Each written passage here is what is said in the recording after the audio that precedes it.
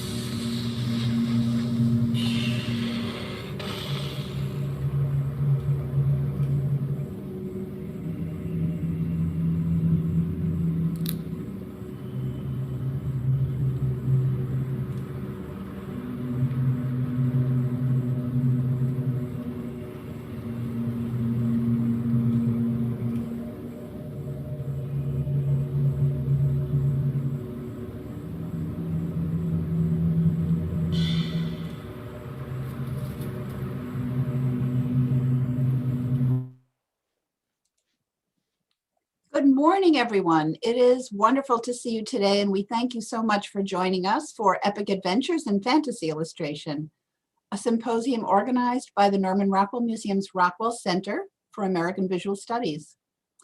Last evening, Jesse Kowalski, curator of our recently opened exhibition, Enchanted, A History of Fantasy Illustration, offered an in-depth look at the history and primary themes explored in fantasy art across time.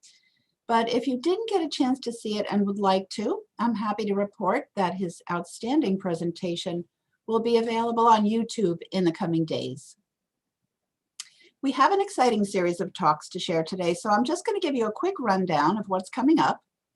In just a few minutes, Sarah Frazetta, granddaughter of legendary fantasy artist Frank Frazetta, will offer opening remarks. And welcome, Sarah. We're really happy to have you.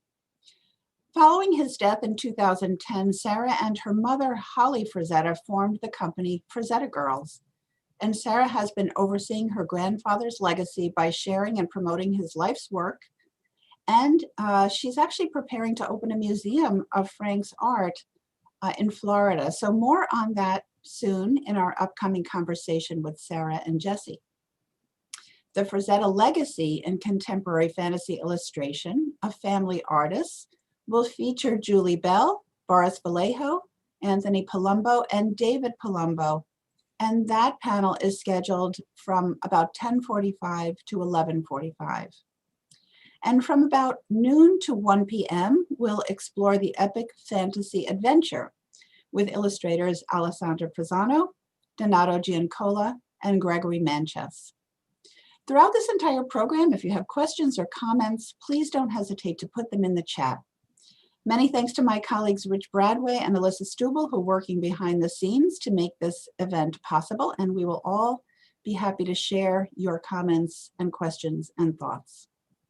Enjoy the program, and thank you again for joining us. Welcome, Sarah and Jesse.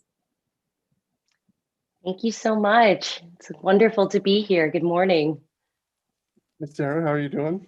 I'm doing well. How are you doing? Great, great. It's good to see you again. Good to see you. Only a week ago. Yeah, so you were at the opening of the Enchanted exhibit last weekend. You saw a lot of artists and some of your grandfather's work. Had you seen any work that you hadn't seen in person before? Oh, most of them I hadn't seen before. I was really blown away by Julie Bell's work. I've never seen one of her originals in person, and it was stunning.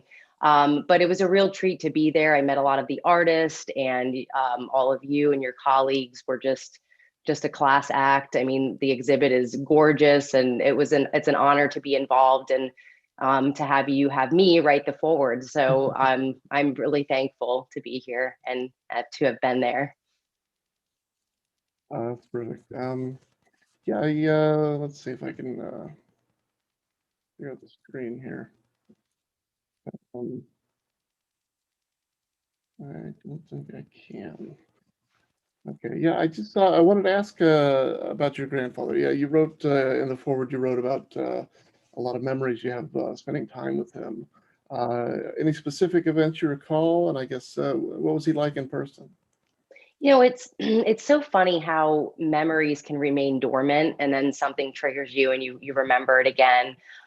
Recently, I was thinking about, I mean, I can remember from being 3 or 4 years old, and we would take walks on the property. He had a 67-acre estate in Pennsylvania. That's where I was born and grew up until I was 6 years old. But we would walk around the property, and I had like my little pull wagon full of my stuffed animals and my wind up toys. And he just really paid attention to me. He listened to me ramble. He would just, say how cute I was the whole time. And he aside from just seeing me, he really loved me. So those are really early memories that are still really vivid. Most people can't remember like being 3 or 4 years old, but that's how special he was, that I can remember those times. Let me see if I can share the screen here. Here we go. Yeah, terrific photo of you here with your grandfather. Yeah, that's honestly one of my favorite photos. I think it's a very telling photo of what's to come. Hmm. I never had the slightest clue that this would be my future. Hmm. I'll get to that more in detail in a little bit, but that photograph really shows like how much of a family man that he really was at that time of his life. Hmm. Um, you know, it's been asked before, like, was Frank Frazetta a family man? It's been told that he was a true family man, but I think that's like very subjective. Hmm. Like I wanted to answer it kind of like from an open-minded point of view, because he's my grandfather, so of course to me he's a family man. But every individual has a unique path of evolution, and I think like our circumstances that we're faced with change us, and I think we have a lot of different versions throughout our lives. Hmm. The photo there with Frank and Ellie, I would say he was not a family man at that time. When Frank was in his early career, when he was a child, when he was a teenager, it was really about Frank. He was involved with his family, but he was more interested in pursuing a career, being successful at either professional baseball or art or whatever could make him successful. He always knew inherently he was special and he had something that could take him to that next level. So he spent a lot of the time building himself, building his career. He spends a lot of time with his friends, his artist friends, his group of friends with Al Williamson, Roy Krenkel, Angelo Torres. Nick Megalin was one of his great friends. And then he spent a lot of times with his buddies from the baseball. And then he also spent a lot of time dating. It's actually my grandfather was 28 years old in that photo, and back in the 50s, that was a little bit older, considered older to settle down when you were 28 years old. So that was his like first really romantic relationship where he committed to someone else. Of course, when his children were born, his priorities changed a little bit. His life changed, but art was still number one. That was still his number one priority. So I wouldn't still consider him like a family man. Sure, he played with his kids. He had his kids in mind, in their best interest in his mind, because he was living in Brooklyn at the time. He wanted to bring them to the country and have them experience a childhood like his childhood. Hmm. So he was a good father, not a great father, not a perfect father, but he was a good father. He was a loving one, and Hmm. his children remember him in a very positive light. But I look at him as like a family man when that table turned, when the chapter turned and he became a grandfather because of the circumstances in his life. I mean, he went through severe illnesses, which a lot of people know about. He had an undiagnosed thyroid issue, and it started in his 50s. So, he really lost a lot of his motor functions and a lot of his life. So at that stage when he was a grandfather, it was like, we became his like true joy, and we became the people he could feel comfortable around, and he knew we wouldn't judge him, so he could have that side of him that was childlike, and it was kind of like a full circle moment for him. So So that's how I would summarize him being a family man. Yeah. Now he's pictured here with his wife Ellie. She was a model in some of his works, and later on Yes. she kind of managed his career, correct?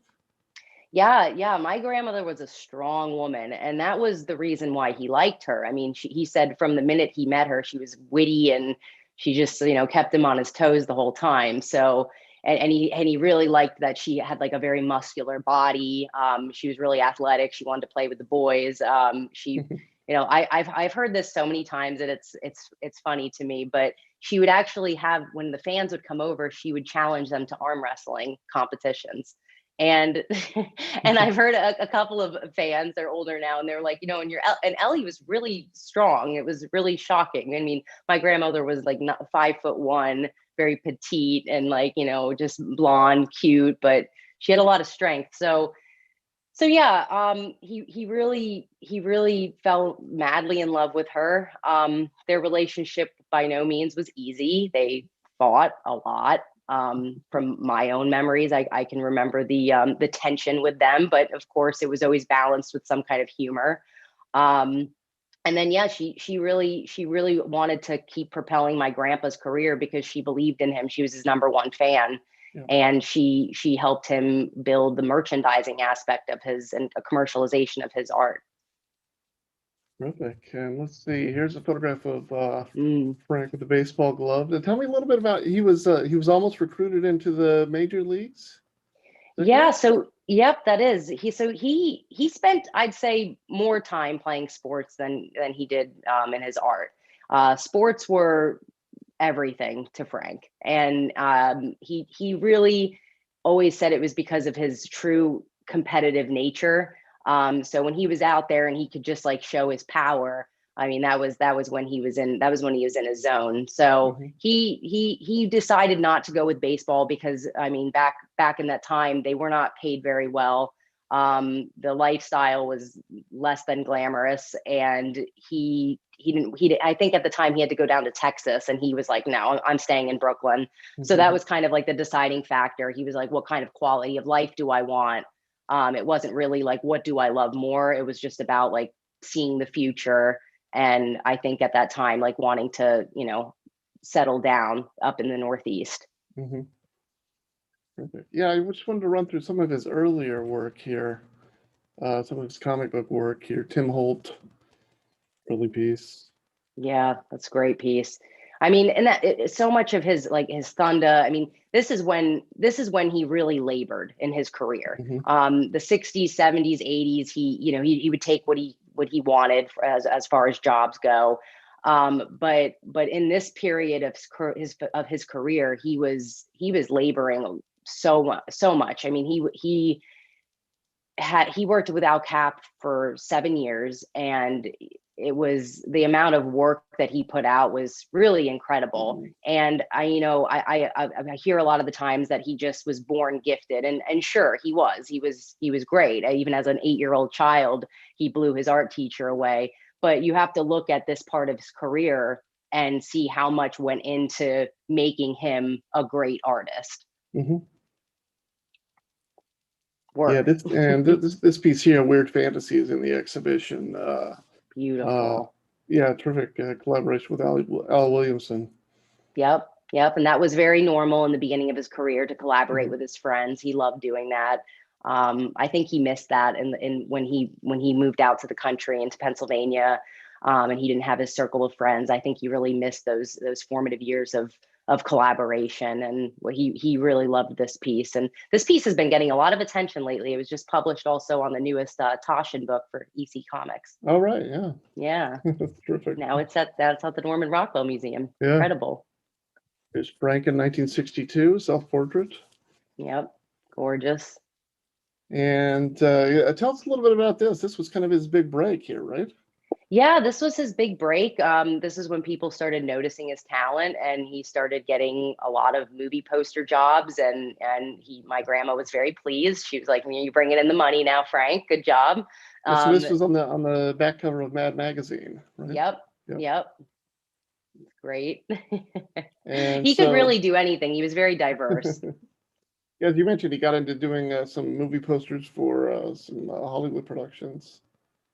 Yeah, The That's Gauntlet, Clint Eastwood. But you know, mhm. it's funny. He would do like a series of rough works, and he'd probably do like three or four. And he said that they would always pick his least favorite.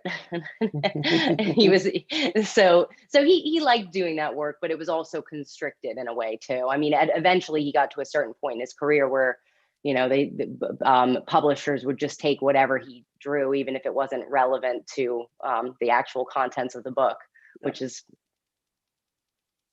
unheard of. Yeah, and so around the time he was doing work like this, he began doing things like this, Conan the Barbarian. Yeah, his Lancer covers were, I would say, the breaking point with like he hit a milestone with those. Mhm. He you know, going back to his sports and his love for sports and him being such like an active, like just competitive, strong person. I think that's like what we can really see in these Conan pieces is it's a little bit of Frank inside of them.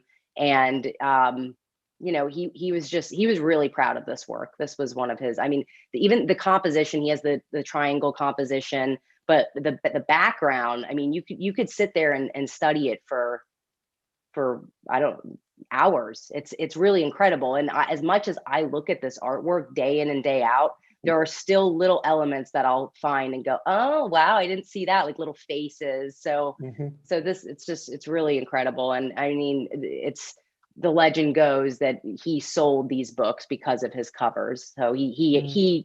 Robert E. Howard was such an incredible writer. And then when the two paired together, it changed everything as we know it. Yeah. So in my talk last night about the exhibition, I referenced including a couple of anti-heroes. Hellboy was one, Vampirella was the other, and I really wanted to include Vampirella in the image or in the exhibit, even though you know she's often pictured wearing very little clothing. I was able to find a photograph of her that was age appropriate, but Mhm. Frank did the cover of the very first Vampirella magazine. Yes, and then when he got her back, he actually undressed her in typical Frazetta fashion.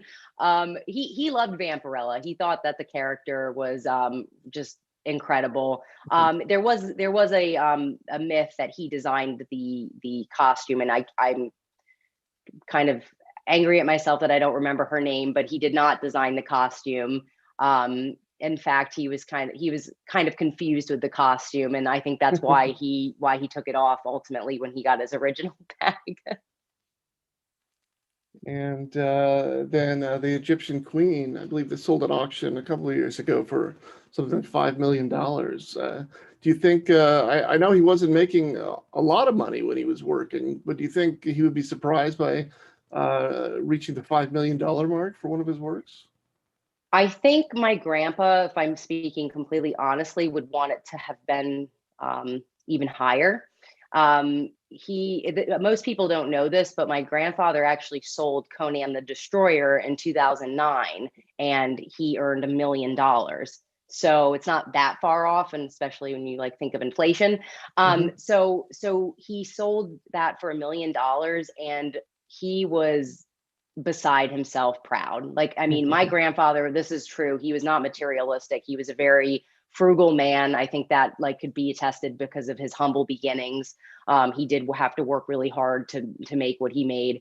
And he just couldn't believe that he hit that mark, like $1 million. And Yeah. for him, it was just, again, it was just about being revered and being seen. So I think with Egyptian Queen, yeah, he would have been just as happy as when the Conan the Destroyer hit $1 million. And I believe sometimes he would change paintings a little bit later on, or would adjust things. And I believe on this one he changed the face of her. Is that He correct? did. He did not like the face. It was, I believe, Mhm. on Erie. Yeah. And then when he received the painting back, um, he actually made note. He made comments in a couple of interviews, and he talked to me about this. But he said her face, it didn't pair with the narrative of the story that he was trying to tell. Mhm. He didn't want her to look like she was out of control. In the first cover, she looked afraid and like, she needed to Yeah. say like a hero, but she was a heroine. She is, she doesn't need a hero. She's okay. And if that panther breaks where he already broke the chain, if he starts coming up at her, she can handle it. And so he wanted her to have like a cool, calm, collective face. And I mean, I liked the first face, but it doesn't even kind of compare to the final version. All right, and then let's see here. Yeah, the next painting here. This is also in the exhibition from the paperback book cover for Escape from Venus by Edgar Rice Burroughs. But a lot of the criticism that fantasy art gets is the portrayal of women. And I was wondering if you wanted to comment on the way that Frank portrayed women in his artwork. If they were portrayed gratuitously, or if they were portrayed, as strong women. What are your thoughts? I honestly don't hear that very often. I've heard it before. It's just uncommon, but I would say you have to look at his art again.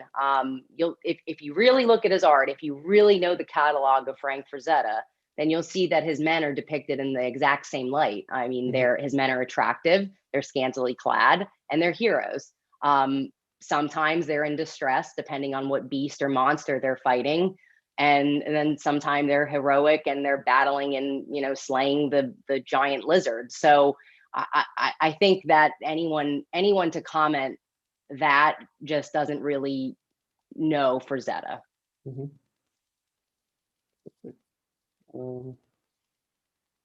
Great piece. Let's talk about this one.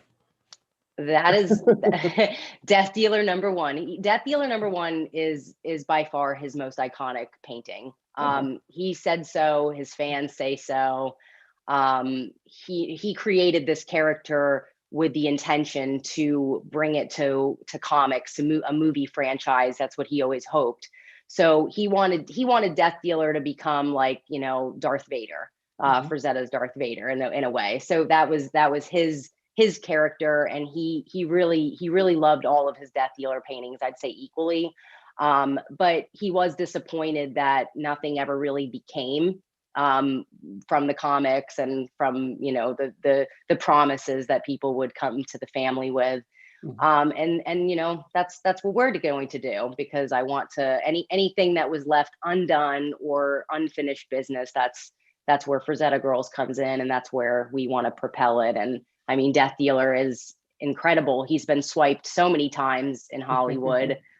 We hear it all the time. And, I just look at it as it's flattery. I mean, no idea is truly original. We all copy each other. We're all plagiarizing God, nature. So I think that this album, I mean, or this cover, it was on the Molly Hatchet album cover, and so people like know that it's iconic from being on an iconic album cover. They've seen it in Fort Hood, Texas. So there's a lot of symbolism with it too. Yeah. And there's a lot of layers to this piece of art. And I was wondering if you could talk about some of his influences, because his horses always remind me of Frank Schoonover horses. The look on their face, the eyes, the horses are always a little bewildered, like, what am I doing here? So what were some of Frank's influences? So a combination of his favorite artists and influences are J. Allen St. John, Howard Pyle, Joseph Clement Cole, one of the best anchors of all time, Graham Ingalls, Hal Foster, and then of course Norman Rockwell. Norman Rockwell was actually the only artist he and I ever discussed, which is why this whole exhibit and me being involved was like so serendipitous. But he actually had a few of his books, and he'd pull them off the shelf when we were sitting on the couch, and he would open it and go, now this guy could paint. This Norman Rockwell, he was a real artist. So there were few artists that he would talk about, but of course, like over the years, I've heard of his early influences, and it was really incredible to see like Hal Foster at the exhibit and Joseph Clement Cole. Like when you go up into his original, you can see where my grandfather learned his inking from. I mean, it's like the cross hatching and the whole. It's just really incredible. And for them to all be under the same roof, that's just Thank you, Jesse. Thank you and your team. It's really Sure. incredible. We need to all be bowing to you. No, it's my pleasure. So I just wanted to run through a few more paperback covers that he had done. This one's underrated. That one, This one? flashing swords, number 4, Yeah. I believe, but warrior ball and chain. Hmm. That one, I mean, if you can put power into one painting, I'd say that's it. I mean, and notice with a lot of them, as you're scrolling through, you can see the theme, the hand. Do you notice like the hand in a lot of the Frazetta pieces? It's it.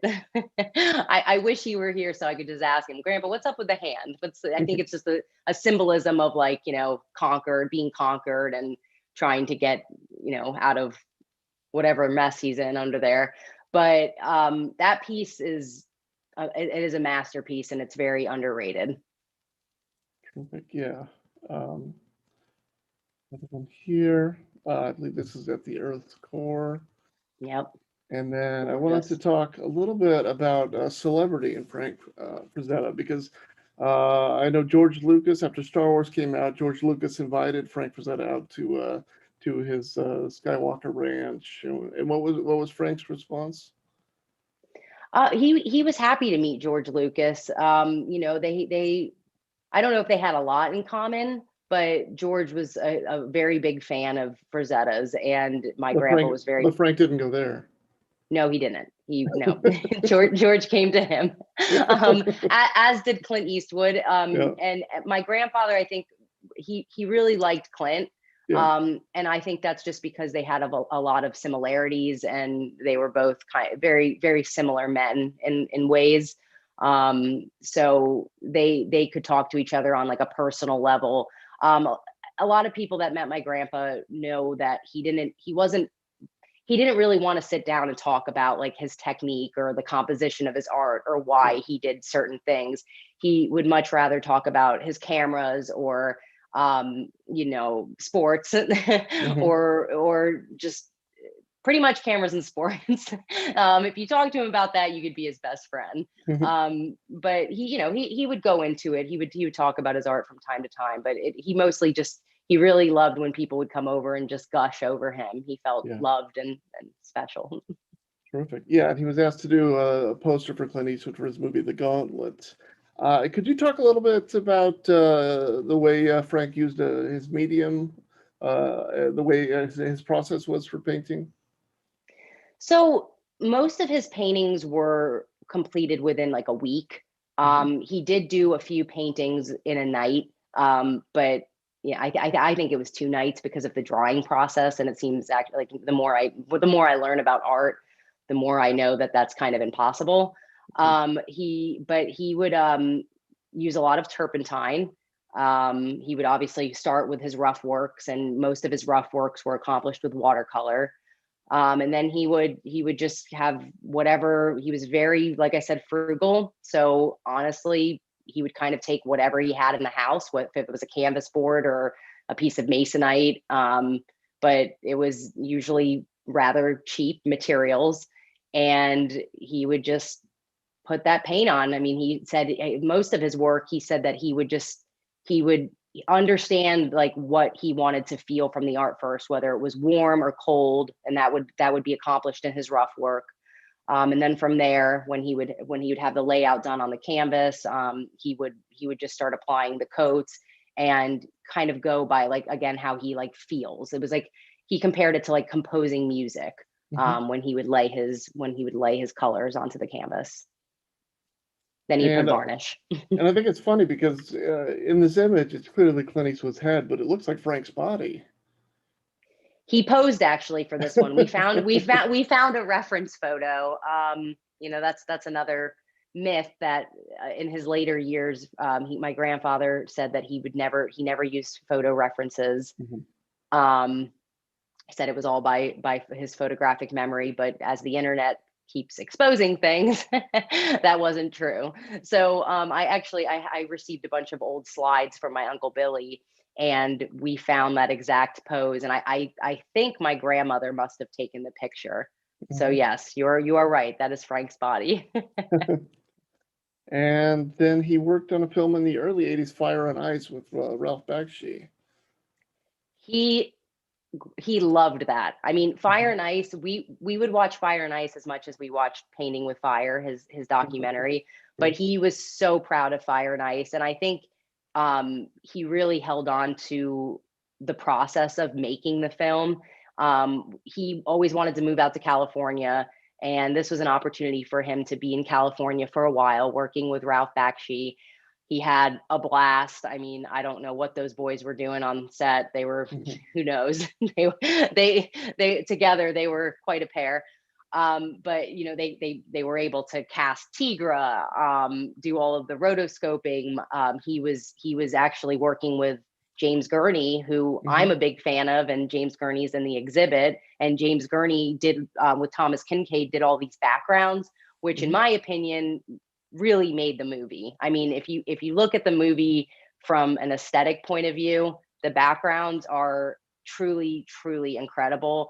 And I think James Gurney, I think he was like 19 years old at the time. Like this was one of his first jobs, but like that work on Fire and Ice was very telling of how he would become a great himself. I mean, he's just his work, especially in person, I'm just like, oh my God, like he would do kind of the similar things like my grandfather, very small but so refined and detailed, and it really blows my mind. So yes, Fire and Ice, that was a great time for him. He said the rotoscoping process was time consuming and stressful, but he did want to go back into Hollywood again. He said that he would he'd like to do something along the lines of like an old like classic horror film. Something inspired from his artwork, very stylistic to the old Frankenstein, Dracula movies. But unfortunately, in the late 80s, that's when his health started declining, and he wasn't able to pursue any of those goals. Yeah. And I've had a couple people write in about his relationship with Roy Krenkel. Could you talk about that a little bit? Without Roy Krenkel, there might not have been a Frank Frazetta as we know him. That is how important Roy Krenkel is to the legacy of Frank Frazetta. Roy Krenkel pushed my grandfather. My grandpa was lazy in ways. Like he was not a lazy person, but he could be lazy in some areas. You know, when he felt defeat, he would step back and maybe not go into something as quickly as he should have. But Roy was that person that pushed him. Roy was actually working with Edgar Rice Burroughs, and he was a little in over his head with workload. And at this time, my grandfather just left ALCAP after 7 years, and he was in between work. He was feeling like, you know, maybe I'm just going to give up on this whole art and move on and do something else. And Roy was like, Frank, let's move you on from inks and into oils, and let's like really propel this. So he brought him in and had my grandfather doing some of his extra work. And then eventually Ace, they recognized Frazetta, and they were like, oh, he's good. We'll keep him on and keep giving him some covers. So that was, I mean, Roy Krenkel, even, I just learned this not that long ago, but one of the Dracula versus Wolfman cover, the creepy covers, Dracula versus Wolfman, Roy actually did the prelim for it, the rough work. And there were a few others like that as well, where Roy came up with the concept and then my grandpa would paint it. So that's really cool to me that they could collaborate like that. And Roy was definitely the only person that my grandfather ever said was like his true friend. Sure. Let's talk about this, Rosetta Girls. So shortly after your grandfather died, I believe you and your mother Holly started this company, and you've kind of carried on his legacy by licensing his materials. You have a huge social media presence. Could you describe how things are going? Yeah, so a little backstory. You know, soon before Frazetta Girls started, I knew Grandma and Grandpa as Grandma and Grandpa. That's it. My grandma and grandpa kept business out of family, and in my opinion, I think that was a good choice. So after my grandfather passed away in 2010, it was like a very tragic time for the family. There was a lot of inner fighting going on. I was finishing up my last year in college, and I got a job as a production coordinator at a post-production studio. So I was doing like voiceover casting, and you know, I started kind of like just kind of like getting into more of like a creative pursuit. And ultimately the 9 to 6 didn't work for my personality. I'm a little too much. So I ended up leaving and pursuing acting. And I started like a personal concierge business to actually pay bills, because acting was definitely not paying bills. It was more of a hobby, especially in Florida. So at that time, it was about 2000. I think it was like mid 2012. The family started figuring everything out from a legal stance. The estate was separated, and my mom came to me and said, "We're working with Robert Rodriguez. He's a filmmaker, and he wants to remake Fire and Ice." So I was like, "That's really interesting. Like, okay, tell me more. Like, I knew Grandpa as Grandpa. Of course, I knew his catalog of art. I was around his art. I was in the museum with him, but I never just thought of him as like a famous artist. I mean, people from high school go, well, why did you never mention this?" And I was like, because it just wasn't a thing. So when I went out to California, we were invited to California. Robert Rodriguez was exhibiting his artwork. He had it also set up at, like, I think it was at San Diego Comic-Con, and he was merchandising the artwork, and he made these like gorgeous full sublimation t-shirts and these like limited edition giclées, and the way, like, there was a large group of people, and at that moment my perspective shifted. I was like, wow, Grandpa had a huge influence on everything that I love, that I strive to be and be involved in. Grandpa was like the founder of this in a way. And that like kind of blew my mind. And I'm like, oh my God, yes, I want to be a part of this. Yes, I want to expand his and commercialize his legacy, because that's what he wanted. And then of course I want to have integrity and do it for the reason of just for the sake of art, for the sake of education, and for the sake of inspiration. So at that moment, that trip was a really big trip in my mind. And then we went back and we started doing some Comic Cons. A few years later, my mom kind of stepped down because it wasn't very lucrative. And I still had to keep a couple of jobs. I was doing social media managing, which is partly why we have such a huge social media following. That was like my passion for a long time, was social media and the importance of it. I mean, not to sidetrack too much, but I remember in my first job and not my first job, but my first like big girl job as a post-production coordinator, I was telling my boss, I'm like, please do social media. It's free. It's the future. You have to do this. And he's like, that's a fad. And I'm like, it's not a fad. And this was back in 2011. Sure. So that my understanding of social media and how I wanted to bring that and pair that with Frazetta was very important to me from day one. It wasn't until 2015 we really became like an online brand. And that in part is because of my partner, who I've been with for 12 years now, Joe Weber. Joe has had I never understood what he did. Like, he'd always be on the computer. He was one of those guys, just always on the computer. I'm like, what are you doing? But he ended up having like manufacturing connections, and he loved designing things, and he was really he's an artist himself. So he brought all the merchandising in-house. We started designing everything in-house, like from concept of a drawing to the end process. And he built our website, and he's building a new website now because he says ours is not good enough. So we just keep pushing and pushing, and we want to just see how big we can make it for Grandpa, and because it's the right thing to do.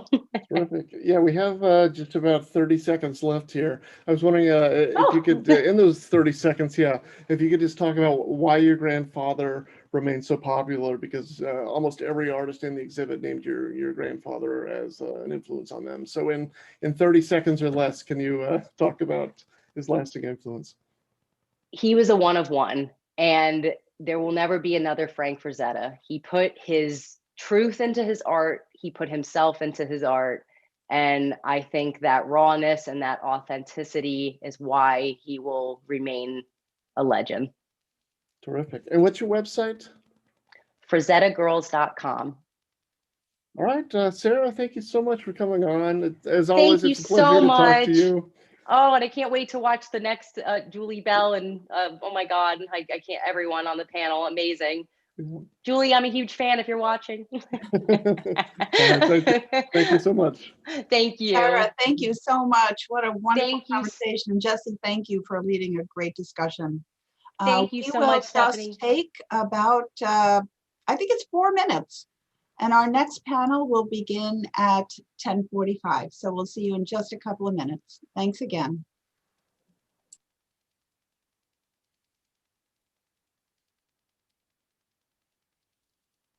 All right. All right. I'm Thank you. gonna go drink some soup. Love, love to all of you.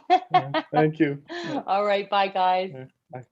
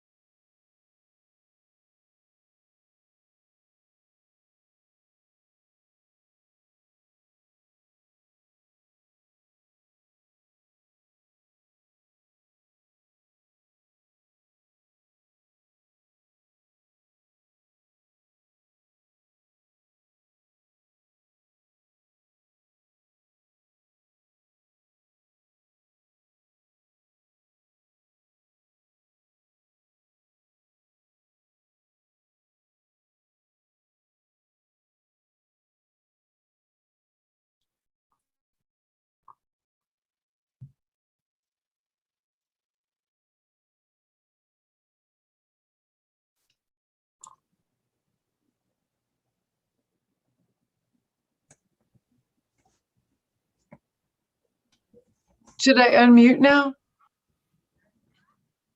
Do you want me muted? Julie, you can unmute. That's great. We are going to start in 2 minutes. That's perfect. Okay, great. Thank you. Great. So glad you're here. Yeah. So Tony's not on yet, right? I'm here. Oh, you are here. Oh, I don't see you. Oh, I guess it's down the list. Okay.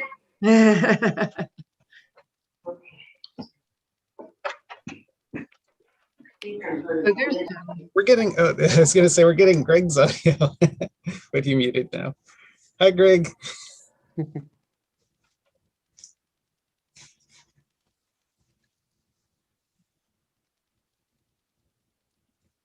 How's everyone doing this morning?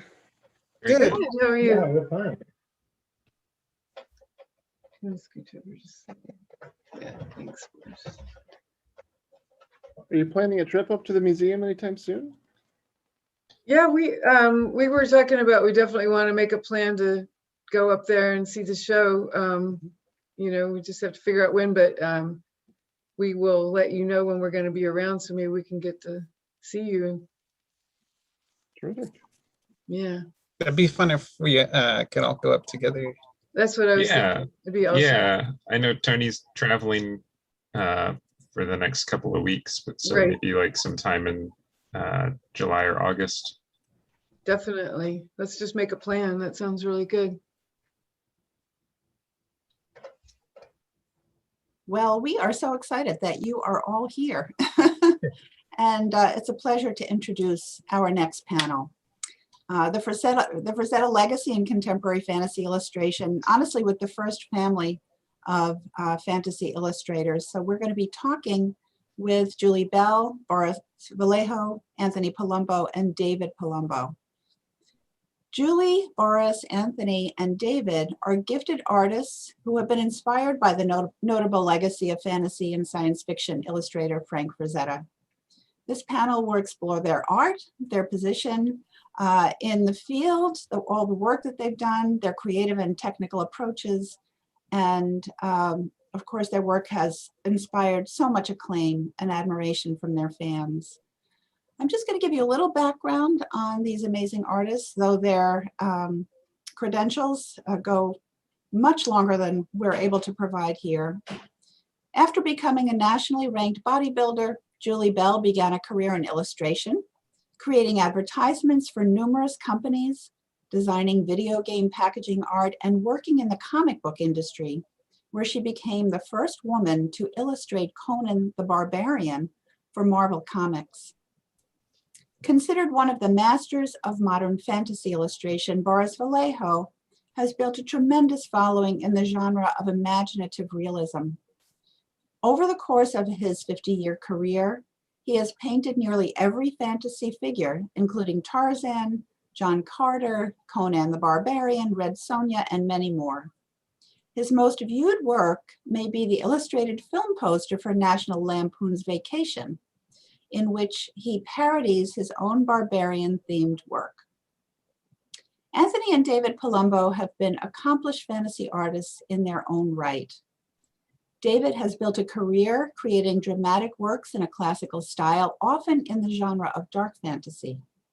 His work has appeared in The New Yorker, Scientific American, Marvel Comics, and in products for Wizards of the Coast, Blizzard Entertainment, Lucasfilm, and Sideshow Collectibles. Anthony excels in both fantasy illustration and portrait painting.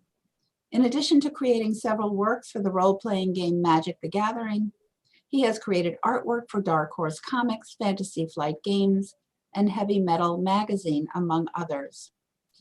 During this talk, we're going to run some artwork in the background, and you'll enjoy that during their conversation with Jesse, but please don't hesitate to jump in with questions, and we are so happy that you are all here. So I am actually just going to share my screen. We will put up your amazing work, and Jesse will begin the conversation. All right, good morning, everybody. Hey. Morning. Hello. Yeah, I just want to comment that the first time I met Julie and Boris was at IlluxCon 2019, and Julie, we talked over email, but I never met you or anything. But immediately you gave me a hug. You were so welcoming. It was such a terrific moment. And then seeing your work, your work and Boris's work together was just phenomenal. And then David and Anthony, yeah, David and Anthony. I don't think I've met you in person, or I think we met at that same show. David, but okay, briefly, yeah. Yeah, terrific. Yeah, but yeah, your work is just outstanding. Anthony, unfortunately, the painting you were going to loan was in bad shape, but we will include a painting in the exhibit shortly, so you'll all be included. Oh, But great. yeah. But Boris, I was wondering if you could talk about your early career, learning illustration in Peru and then moving to America, and then how you got started in illustration. Well, actually, I have to say, when I was in Peru, I wasn't really so much of an illustrator per se. I would do some advertising work and things like that, because my original thinking was that I was going to be a doctor. I was going to study medicine, and I was, as a matter of fact, at the point that I realized that that's not what I wanted to do, I was already, going to the university to study medicine. Now, at that point, one of the art directors that I was doing freelance work as an artist said to me, you're really wasting your time here. You should go to the United States and you should go to New York City. And when he said that, I went into panic. I figured there is no way in the world that I'm going to go to New York City. And, what am I going to do there? I don't know anybody. I don't speak English. What am I going to do? And he said,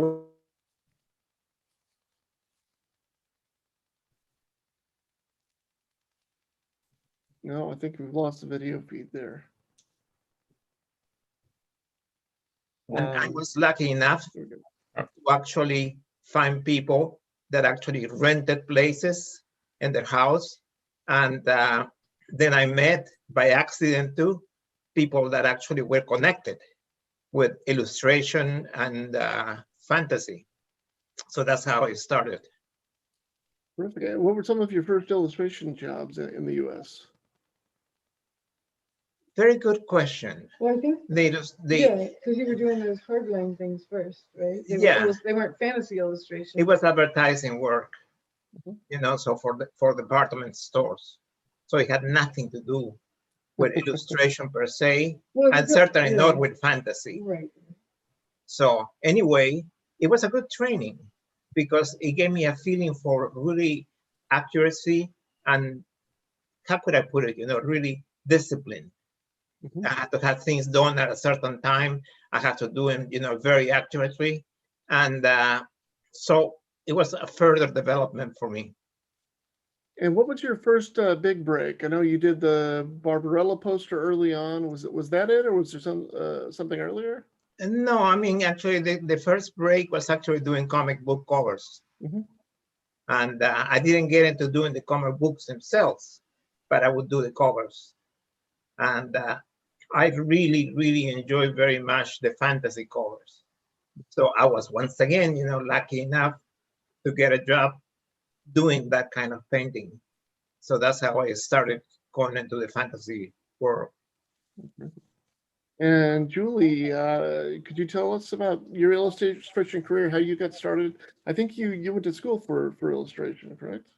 I did actually major in, I didn't actually ever finish, college, or I didn't go to actual art school. I was going to colleges, different colleges, but I was always majoring in fine art and minoring in illustration, which I don't know what that actually means, but I really, what I did in school was really just a bunch of drawing, and I never, like I studied a lot of different art classes of different kinds, but it was always centered on drawing rather than painting. But I always had a real interest in art that was mostly really from the Art Nouveau period, is what I come to realize is where my mind was always attracted to that the most. And I do think that's reflected in my work at this point. But then I had always wanted to, my original thought was that I wanted to illustrate children's books. And so I just, as I went along, I kind of was thinking that that's the way I was going to do things. But then I was also competing in bodybuilding, and I was raising my kids, and it really was like my art for a long time was kind of on the back burner. But I would do pieces of art, and I would still study art during that time a little bit, and I was doing art for private commissions. Like somebody did have me illustrate 2 different children's books. They weren't the kinds of picture books, but it was like novels. And so anyway, until I met Boris, when I met Boris was when I really started being very, like, taking my own art seriously as something that I could really do something with it, and, training and bringing my skills up to the professional level and focusing more specifically. Terrific. Yeah, I have a question here from a viewer. Boris, what inspired your children's book, The Boy Who Saved the Stars? Well, I'm sorry, what the question is, what? Yeah, what inspired the children's book, The Boy Who Saved the Stars? I wish I could tell you. It was, at this point in my life, I have done so much. I have done so many things that it's really almost impossible to remember every detail about every illustration that I did. So it's very embarrassing, I can tell you. But, it's one of those things, that I say, okay, yeah, how did I get into that, So anyway, that's You can always make something up. So you had this vision came to you, and Came in and gave him, yeah. Yeah, and another question here: if all 4 of you feel free to jump in here. but if you can talk about the difference or the connection between fine art and illustration, if you see a difference, if you think they're the same, or what are your thoughts? Well, actually, I would say that illustration is supposed to, and it does in so many cases, have more flair. We actually can go really further, with our fantasy that to do with just regular illustration. We do realistic work, but we push it beyond the normal limits. That makes sense, because the point of, I mean, if you're thinking of commercial illustration, the point of it is usually kind of like to sell a product, I guess. I mean, if we're thinking of it that way, like an illustration for a cover of something, it is to sell a product, rather than fine art might be just a personal piece of art. I mean, these are terms that, have a lot of judgment behind them and a lot of, people's opinions. So I'm kind of just making my own assumption that by, illustration, that's what you're talking about, but I'd like to hear what Tony and David might have. Yeah, to say about that. I think there's overlap depending on kind of, if you look at, for example, like the way that Norman Rockwell's art was viewed in the time that he was making it, and the way it's viewed now. It was done for clients as illustration. I think that's how he saw it, but I think that it's regarded as also being noteworthy outside of just a product illustration. And similarly, so if you want to say that it's just pieces that are done for some kind of like commercial purpose, there's also a lot of pieces in the history of art that might have been commissioned for religious purposes and things like that are not thought of as in the category of illustration. So yeah, I suppose it gets a little murky. Yeah, no, the Sistine Chapel, let's talk about that. Yeah, I mean, it's definitely very murky, and it is interesting what you're saying, David, how over time it becomes, when that, original people who commissioned the art, like the Sistine Chapel, when that's not the case anymore, it becomes a whole different thing to the people who see it. So that is really interesting. Yeah, I mean, for contemporary work, I suppose it's really just about kind of how it's presented publicly, and if it has any basically like a commercial angle to its creation. I think a lot of people are interested in the story of why something exists, and that plays a big part, more so than like you could look at two pieces that look very similar to each other but have very different reasons as to like how they came about, and people might see them very differently for that reason, even if they were by the same artist. Very true. And it's so often that, Boris and I have painted things that were for a commission, and we painted it according to what the person who commissioned it wanted, for their purposes. And then people come along later on and ask us, why did we do it that way? And sometimes they object to the way we did it or whatever. And it's like, well, this was not my personal piece. I mean, I do have those too. And I do put my own self in everything I paint. So in that way, it is a certain amount of my own personal work. But when you are fulfilling a client's, you're doing a commissioned painting, you are working for that person. So to some degree, you're aiming it in their direction. Well, you aim in that direction, but actually you see it in a certain way yourself. Yeah. Each one of us has a very specific way of seeing things that doesn't necessarily have to be, what the next person really sees or feels. But, once you are a professional artist and you establish, really yourself, even this to yourself, you do what comes out of your hands and what comes out of your brain. So nothing really abnormal about that. Anthony, what are your thoughts? What David said was covered a lot of my thoughts about it, that most of much of the art that we see in the museums around the world now it was created in the time before like mechanical replication of images, but that could be thought of as commercial art of its day that now is fine art. And today it's sort of whatever the artist wants to call themselves. and they can be in different modes. Like I can be in fine art mode, and then every day I have to switch to commercial art mode for my job as an illustrator also. Perfect. Yeah, and, Back and forth. I like that too. so Boris and Julie, how did you meet? And Julie, if you could just talk about the beginnings of your illustration career as it exists now. Well, we met because I was competing in bodybuilding, and I had won a contest that was in New Jersey that the owner or the owner of the gallery that was the sponsor of the contest told Boris that he should, work with me as a model, and so that's how we met each other. And in the beginning of my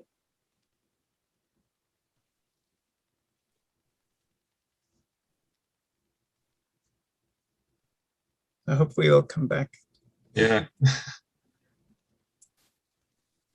Well, we should say, while their video is broken, I don't think it's been mentioned yet that David and I are Julie's sons. Okay, you guys are back.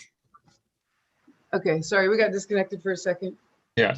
So anyway, I could watch him paint, and I could see a lot of things that were missing from the approach that I was taking in creating a painting, that I wanted to start using, those methods of working and just that way of thinking about it. And so I started making some samples of my work, and I could see that I was going to be able to do a lot more than what I used to think I could do. And so the more I did it, it was pretty addictive to me, because the more I did it, the more I realized I could do. And so then when I had a few samples together, actually Boris took me to meet the people at Heavy Metal Magazine. And so I showed them what I had been working on, and right away they took 3 of my paintings as covers, and that was extremely encouraging to me, for that to happen. So it just kind of went from there, and then I started getting video game cover work. I didn't do video game work internally on games, but and also a few things at Marvel with, like you were mentioning, the Conan covers, and then the trading cards that came along after that. That was a really big thing in my career. Perfect. Hey, Anthony, on the screen, we've got Angel Token from Magic the Gathering. Could you talk about this a little bit? Sure, yeah. That was done a couple of years after I started working for Wizards of the Coast doing Magic card paintings. So that was around 2011 or 2010. And I was extremely excited when I got the email for the assignment of paint an angel token, and it just said pretty much I had the freedom to create whatever I wanted. And that exact assignment is what I wanted to do when I first tried to work for Magic. It was like, I hope I get to paint one of the angels, some artwork with an angel, because I love those, the look of those cards. So the card as printed is cropped, just you only see the top half of it, and I knew that's what it was going to show on the card, but I was like, I am gonna like paint the heck out of this piece, and I wanted to paint the whole figure. So that's why it's so vertical, even though Magic cards are usually a box that big. Perfect. Yeah, so I love that painting, by the way. I just love it. Yeah, it's so good. Yeah, so Anthony and David, I'm sorry, I don't know if we said it or not, but you are Julie's sons. And I wondered what effect she has had on your illustration, your careers, your learning process, if she has affected you at all, or if you've just ignored her advice and gone your own way, and I guess what your education has been. So, some of both, probably. But, I think that for me, I know they were the both of them. Boris too were also always super supportive, but never heavy-handed in trying to direct us towards art or any other thing. It just happened to be something that Tony and I both had an interest in from really, really young. And I remember getting to go to like life drawing classes when I was still in high school, definitely, maybe even middle school. And at one point, our mom was teaching one of the classes. And so that was really cool to just get to do that. And then when I went away to school to study painting was the first time that I ever really started getting into doing wet media. And it wasn't until like a couple years at school that I think that I actually came and sat down and like started watching the way that they paint and learning from them, which I guess I just needed a little bit of kind of like outside foundation before I could start kind of, you know, understanding their process and how it worked.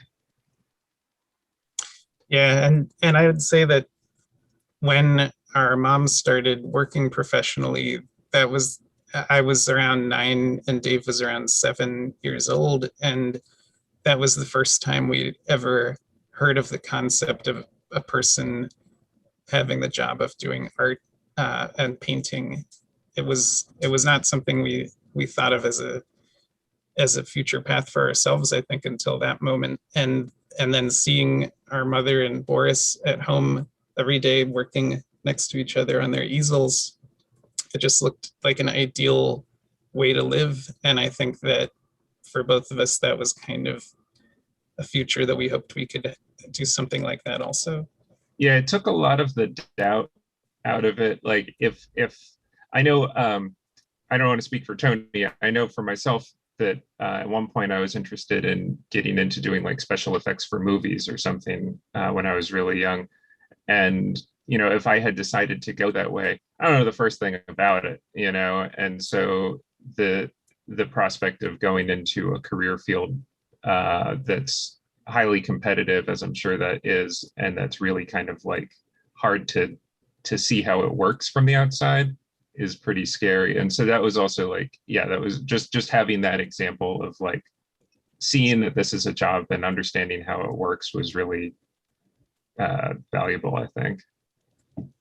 It's interesting what you're saying, because I'm right there with you because really until I met Boris, I did not ever know any person who was a professional, who lived with the money that they made doing their art. They all the artists that I knew were my art teachers, and they weren't really, I mean, some of them did have shows and things like that, but none of them were illustrators. And I always loved illustration. I would look at tons of it in book covers and whatever, or in children's books, but I never understood, how do you get from here to there? It just seemed like such a mysterious world. And it really does make a huge difference if you know, I mean, if you could meet somebody and know that they really exist and that that field of work really does exist as a real thing. I mean, I think it's got to be a lot better for people now with the internet. You know, you can see people's lives a lot more than you used to, but it really is weird how mysterious that world seemed to me at that time. Yeah, and David and Anthony, I guess, at what age did you realize, oh my God, my parents are Boris, Blaine, and Julie Bell, and they're these superstars in the art world? For me, it was right the first year that they met, around 1989, when I was 9, and seeing my mom's art all of a sudden on the cover of Heavy Metal magazine at the 7-Eleven down the street from our house. Like, it just happened really fast like that, and it was really exciting. Yeah, I think it was something that we were aware of, but I think also because it was like a weird age to be like, we didn't always grow up with it, but we were young enough that it also kind of became pretty normal pretty quickly. I think for me anyway, it was just kind of, it was really cool, but also like, just, you know, like, yep, okay, I guess this is what's going on now. So, yeah. Terrific. I just interviewed Sarah Frazetta, Frank Frazetta's granddaughter, and I know a lot of fantasy artists in the exhibition have talked about Frazetta's influence. And I wondered if Frazetta influenced any of your work. You're asking all of us. Yeah, yeah. Okay, yeah, for sure. There's no way, no getting around it. I can tell you, from Absolutely. my side, really, when I was in South America, I had no idea that you could make a living doing art. I mean, yes, sure, you can show in museums, you can show in galleries, but to make a living entirely based on art was totally foreign to me. So what I have to do, when something, an idea is foreign like that, you go to a foreign place. But when you saw Frazetta's work, that really That's the inspired you. whole thing, I Yeah. came to the United States and I didn't know what I was going to be doing, but I did see the work of Frank Frazetta at one point, and I figured this is wonderful. I really, really love what he's doing, and I figured, okay, I'm going to just see if I can get into that kind of a field, and that's how I got the influence, of Frank, and I really just did my thing and made a living from it. You, the story that I heard was that you were doing this kind of illustration work that was for department stores, where you were just Right. doing all these little ink drawings of refrigerators and different products for the stores and furniture and things like that. And you really just got so tired of it, but you had been seeing this work of Frazetta Yeah, that absolutely. was all these beautiful women and these really muscly men, which you had also That's been the whole involved thing, with bodybuilding. I was very influenced by bodybuilding myself. Yeah, and so you had that in your mind of what you just loved that. Right. And then at one point you had this enormous job of a bunch of your refrigerator work and stuff to do in one night, and you just really felt like, I just can't take it. I just don't want to do that. And you did this really cool painting of like a harpy and a That's barbarian or something like that, and that you did that instead of your work that you were supposed to be doing. Instead of the refrigerators, the open refrigerators. Yeah, right. And that was kind of like the beginning, because then you felt so much passion for that. And then he took it and actually was able to sell that cover for, what was it, Erie magazine or something? I don't Yeah, I remember if believe it was so. Erie. I think it was, yeah, Warren bought it, right? Okay, Warren, yeah. Mhm. Which they might have been publishing Erie, I don't remember. Yeah. Right. Have to remember all this. Yeah, Yeah, David, I mean, yeah, it's I feel like it's hard to think about what fantasy art would be without Frazetta's work having been part of that evolution. And yeah, it just, to me, it seems so baked in, not even just to illustration and painting, but to movies and to like all kinds of just different visual culture that we grew up with. And so yeah, in addition to admiring like his work as a painter, it also, like, I've heard stories about how he helped to kind of like change some of the practices of like companies keeping the originals. I'm not sure about any of this, but I've heard that he insisted that his originals be returned to him, and that kind of started kind of making that a thing of the past, that companies would just hold on to the artwork. yeah, I think that's true. Yeah. That's very cool. Wow, I didn't know that. That's cool. I just, Anthony? the thing to me about his work is just the flair, just like the power of that flair that he punched in there. It was so good. Mhm. Just love it. Yeah, Anthony? Yeah, he's massively influential on all of us. I think the way he incorporated the figure into his illustration is like fundamental to our families, to the art that we all do. Super inspirational. That's true. Yeah. Yeah. To use a figure and give it the realism, but you have these other things that are just made up, and so you're kind of grounded in a certain amount of realism, and then you're in this fantasy world. So it brings you into that fantasy world, and that incorporation is the cool, tricky part that makes it, where you believe it, like you are in that world. Mhm. And what are some of your other artistic influences? Aside from So Boris, it's a good question, because you get influence for everything that you see, just the world by itself is very influential. I tell you, one of the things, we were talking about Frank Frazetta, and one of the things that really, or I would say the thing that mostly really impressed me was the fact that he worked with this sexy, the painting that he did, he had this sexy women and this very muscular man. And I had been very much into bodybuilding myself when I was in South America. And of course, I'm a man, I like sexy women. And look at my wife. So anyway, that I saw the work of Frank Frazetta, and that was very inspirational to me. Not only, he had this beautiful technique, but he also worked with these models. So it was very inspiring. Yeah. Yeah, other artists?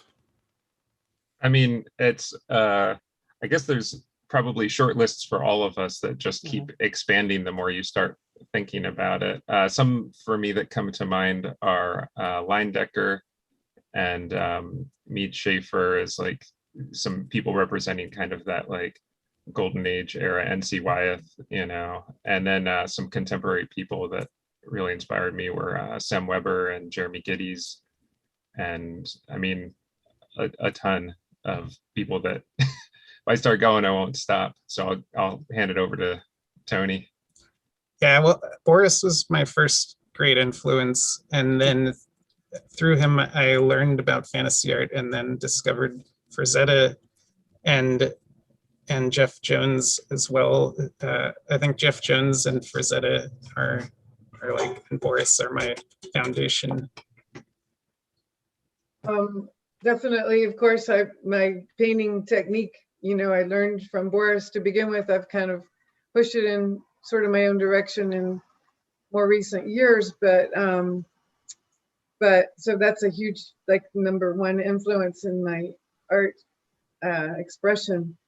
But other artists who, I've looked at for sure, like I mentioned, the Art Nouveau period of illustration, but also like just the painters from the time, like the symbolist painters I love, and the painters from like the late 1800s into the early, like that time of the early 1900s and late 1800s. A lot of the Eastern European and French people, I just love it. But also I really love Japanese art as well. And, and like a contemporary that I always mention just about every time I have any kind of a discussion is Yoshitaka Amano. And the thing I just love about what he does is just the freedom of how he just does whatever he feels like. And it's just, as long as he feels it and it's beautiful, then he does it. And I just love that. So I don't know, I feel like my work doesn't look like his, but from him, it makes me feel like I could do what I want to do. So it's kind of cool, different kind of influence. Perfect. And what are each of your processes for painting? Do you use models? Do you use photographs? How do you come up with your ideas? Start with David.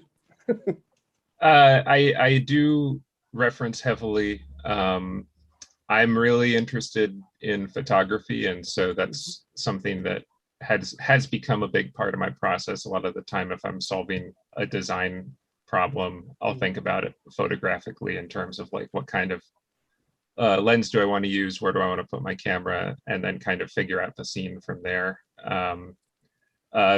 Because of the pandemic, I've not been able to work with a lot of models this past year, which has kind of accelerated me starting to get more into using 3D tools, which has been something Tony can talk a lot more about that, but it's been really pretty amazing, like how helpful that can be. And yeah, a quick overview of my process is I sketch up thumbnails and then start sourcing and shooting and creating reference and assemble kind of like mashups of that and create little monochrome paintings that are my sketches.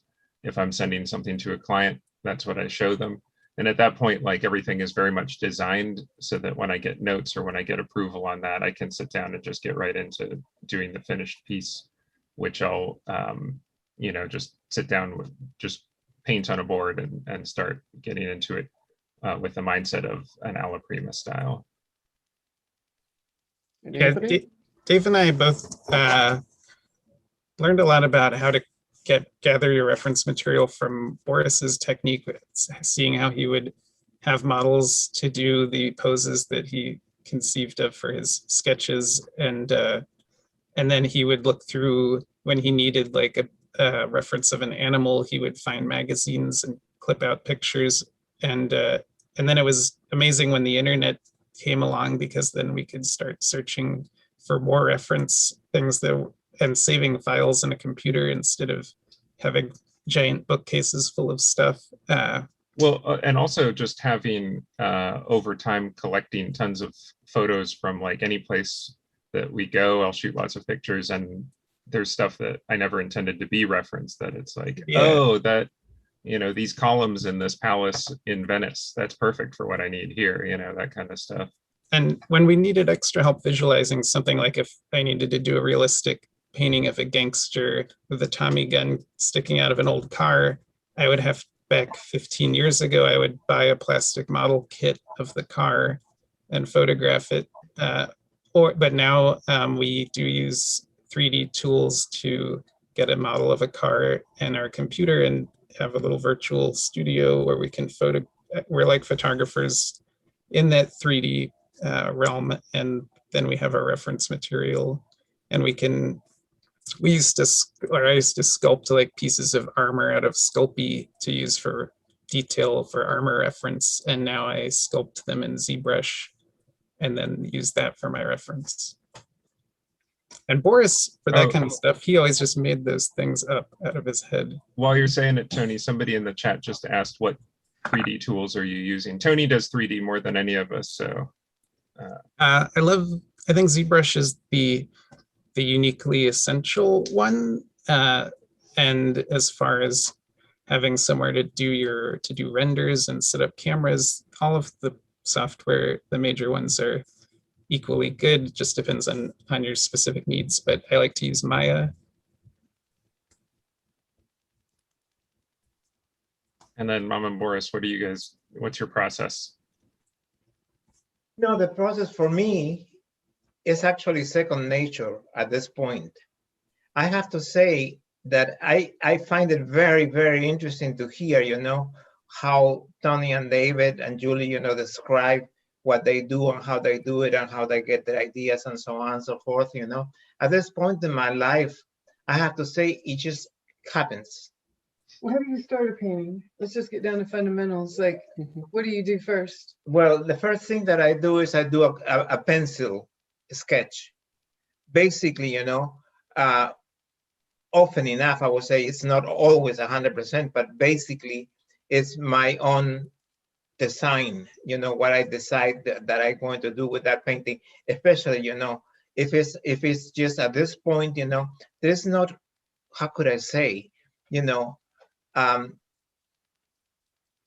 it's just something that comes so natural. It's so much part of my brain of who I am and so on and so forth, that it just comes up. It just, I wake up in the morning and I have, tons of ideas of things that what I don't have enough is time. Ideas, yes, they're there. Time is a little bit harder. Yeah. So so you make your sketch, and Right. then you get a model if you need a figure for it or whatever. That's right. You That's get that reference. Yeah. And So I always work with models, no question about it.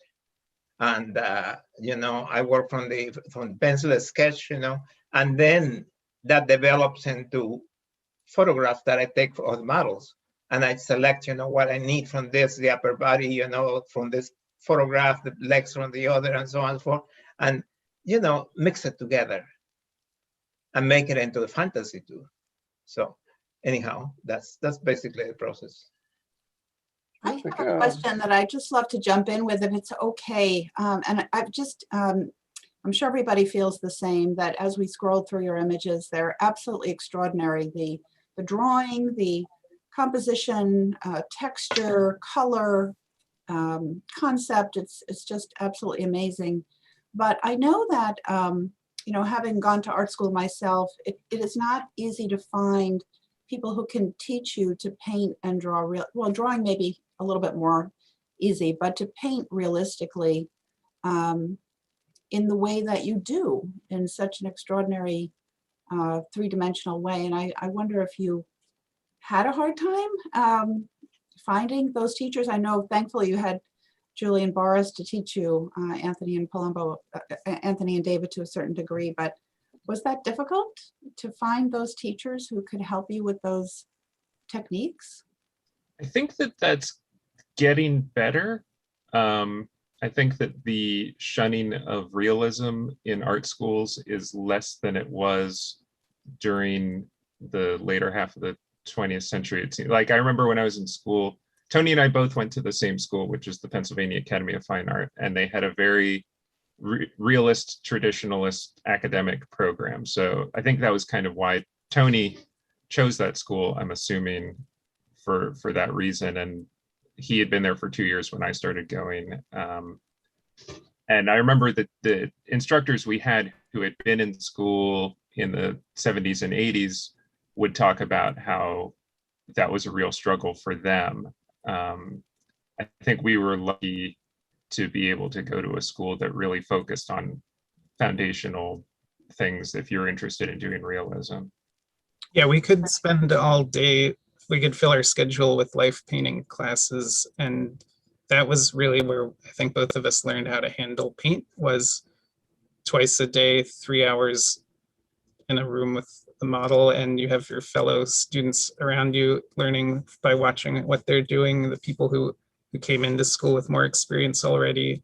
So being in that small community of an art school was amazing. And yeah, just spending the hours playing with paint and many hours is the main thing. More important than any specific teacher either of us had, I think. Yeah, I mean, I can think of teachers or pieces of, you know, like moments in lessons that stayed with me, but definitely what Tony just said. And for anyone who's like looking for that kind of a program now, there's atelier programs seem to be the best place to find it, and also a lot more affordable than a university or a kind of, you know, degree type of a program. Thank you. It sounds like you were in the right place. And Julie and Boris, did you have a similar experience, or?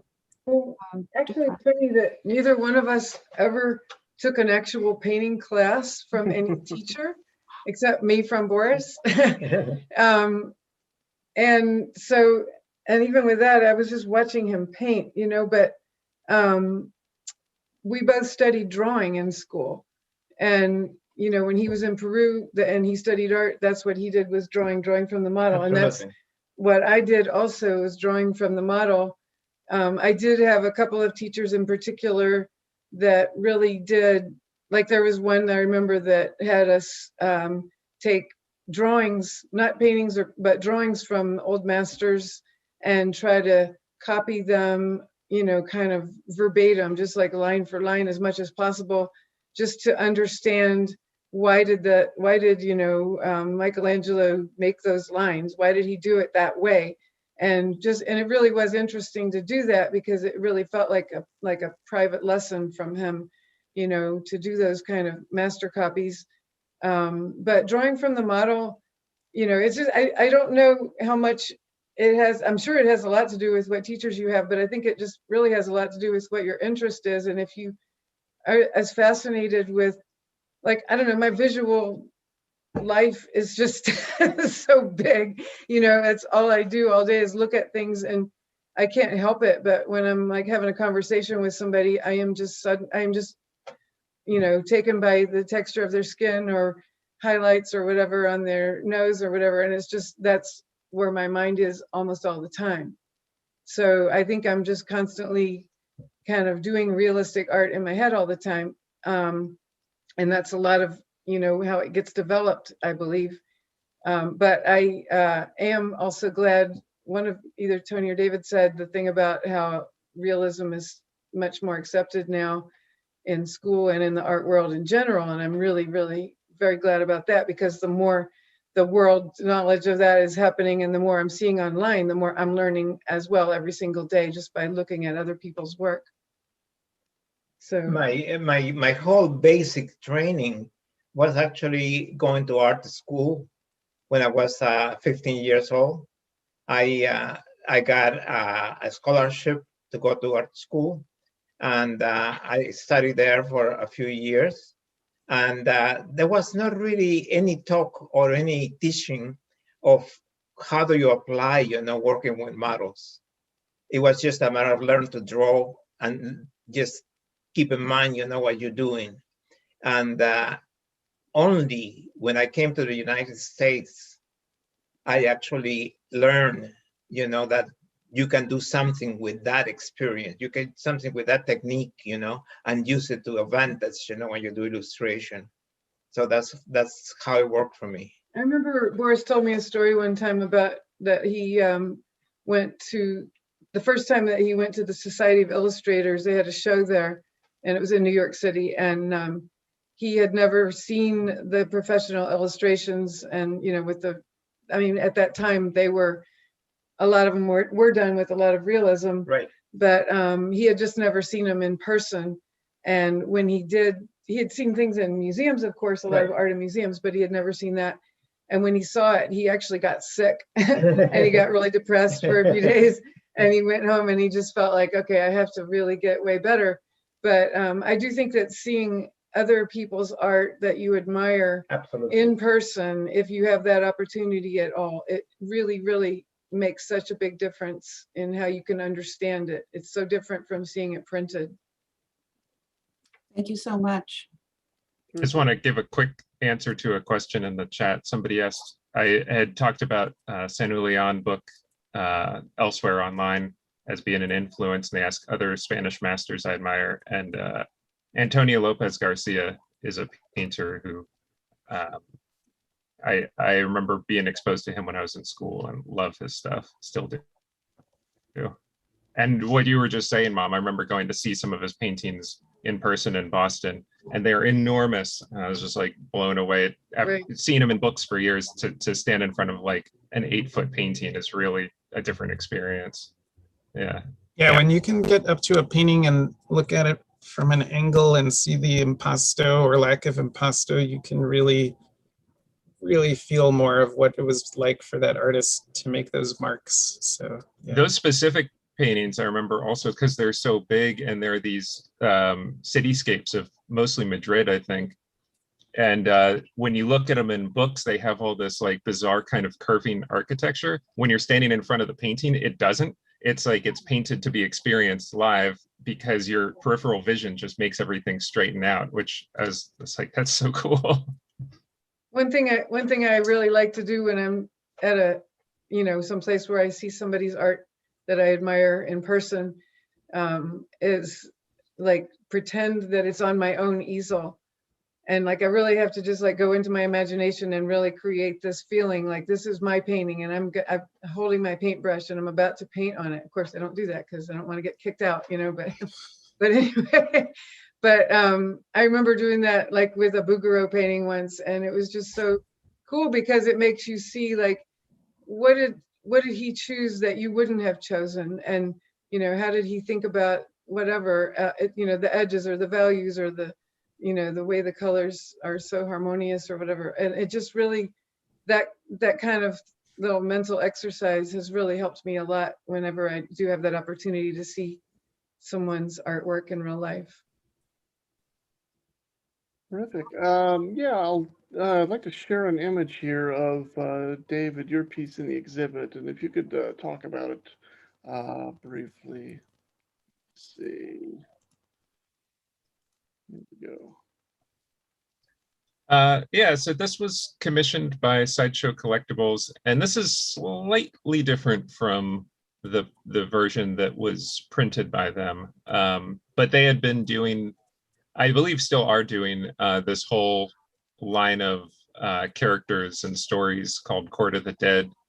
And for a while, I just had this kind of situation with them where they would just email me like a character, here's what they look like, here's their story, make a piece. And they weren't really for any particular application. I think they were planning to maybe do an art book, maybe do some prints or something. And this one, the character was supposed to be this kind of, I think she was like a, goddess of battle or something like that. And the man who was kind of in charge of the project and I both, I guess, had been talking about World War I. I don't remember the particulars, but I think it was his suggestion that he wanted to see her on this kind of World War I battlefield, which seemed interesting to me. And the only difference between this and the print is there's a lot of digital, like glowing magic and things like that added. But I kind of felt for the painting that I wanted to exist as a finished piece, the magic was a little over the top. I wanted it to be a little more kind of low key than that. I saw this, somebody sent a photo of it next to a Doré painting. Am I right? That was me. Which I'm like, oh, way to make me look bad. Who can stand up next to that? No, I thought it was amazing Doré piece. I thought it was such a great coincidence. So in the exhibit, your piece is next to the Doré. I took it as like a great compliment and also a humbling experience. David, it's such a cool painting. And one thing about that painting that you would have to see the painting in person to know is how it's pretty big. Well, this is the thing. So yeah, there's I'm really proud of that piece, but you see it next to the Doré piece and it looks tiny. Oh, really? Okay. Yeah, and I realized that came off a little sharp the way I said it. I was thrilled to see that, but it really was just like, oh man, it's like there's these people that you look at their work. I remember seeing the Enigma, which is a Doré piece that's hanging in Musée d'Orsay, I think. Yeah. And just being like, I'm gonna be here for a little while and just kind of absorb this. And I think that was influential in the painting that you have hanging in the show there. Mm-hmm. We have to go. I mean, we have to go to the show. I don't mean we have to go. Sorry. All right. We have to go to the show and see it. Sorry. Wrong cue. Let's see here, Julie. So this is your work in the exhibition, Pegasus Among the Muses. Could you talk about this a little bit? When I don't remember my initial thought of why I did it, honestly, but what I started thinking was I want to do something just really big. This painting is 4 by 5. And at the time it was the first one that I had done, just for I'd done a painting of some horses that was at that size, but I wanted to I decided, I felt like I really wanted to do a fantasy painting that's treated, with everything I have as far as like, to think of it as like fine art, but this is fantasy. And I'm like, I just want to just paint the hell out of Pegasus, really, and just make it really splashy and cool. And I was thinking, like, we had been in Venice recently, and I wanted to use colors that reminded me of Venice, and just make it feel like this would be something that you would have seen on a ceiling or a wall or something there. They have these gigantic paintings there that are like as big as buildings. They're so huge. But anyway, I was very influenced by that feeling of being there with these really large paintings. And so I just wanted to do something that really was big. And I always loved Pegasus. And I just felt like, doing something with these kind of textures with the way the fabric is there, the satins and that kind of thing. And then have the creature be, we can't really understand exactly how he's formed, but we know that this dragon is a dragon. And then make the woman, and the horse very realistic, so that you're kind of grounded in a certain amount of reality. But I just really wanted to do something that to me felt like it was a big grand thing with fantasy and like classic fantasy, That was Yes, fun. and seeing this in person, it has a very three-dimensional effect. I know the green silk there in the front, you look at it and it just looks like it's coming out of the painting. I like to do this cool trick where you make like a little tunnel with your hands, like a telescope, and you just look through, you close the other eye, and so you just look through your telescope at a painting, and you cover up the edges, and it comes into 3D. And when I'm working, I'll do that a lot, and it makes me see areas that do need to be brought more into 3D that way. It's really fun, like that. Terrific. When you guys get together, do you talk about art, or do you keep business out of it? Oh, no. We talk about art all the time. I mean, it's not the only thing that we talk about, of course, but we do talk about always, about art, something, one thing or another. So it's just like it's part of our lives, of a very strong part of who we are. Yep. Yeah, it's either talking about what our own projects are, or something like we just saw a new Greg Manchester Donato piece and talking about that with people, with Right. our little group. All right, I want to share one image. It's by Boris and Julie. So I know you occasionally collaborate on works. I believe this is John Carter, correct? Right. Yep. So yeah, how do you work together? We are together all the time. No, how do we work together? I know, but I was going to say, we really, our thinking is very similar. Yeah.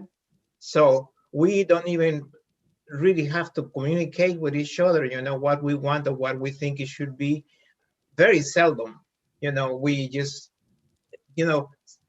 realistically and truly, we just take one part of the painting, whatever part it is, and start working at it. And then when we get to a certain point, the next one takes over, and so on. And we shift and we decide who is going to be working what. It's just up to the specific artist. Yeah, So. and like each individual painting, sometimes it's like people always ask, how do you decide who does what? And it really is determined differently on different paintings. Exactly. And it might have to do with something as practical as just time. It may be that this person is more booked up with their other work and they can't really do as much on it right now, and so whatever. But sometimes there'll be something like, well, I think that Boris should do the drawing on this part, and then I'll do the the painting on that part, or whatever, or the other way around. It really just kind of depends on the needs of each painting, or just more practical needs. But sometimes we actually forget who did what, because it doesn't matter if it's a collaboration. We don't really start painting, immediately.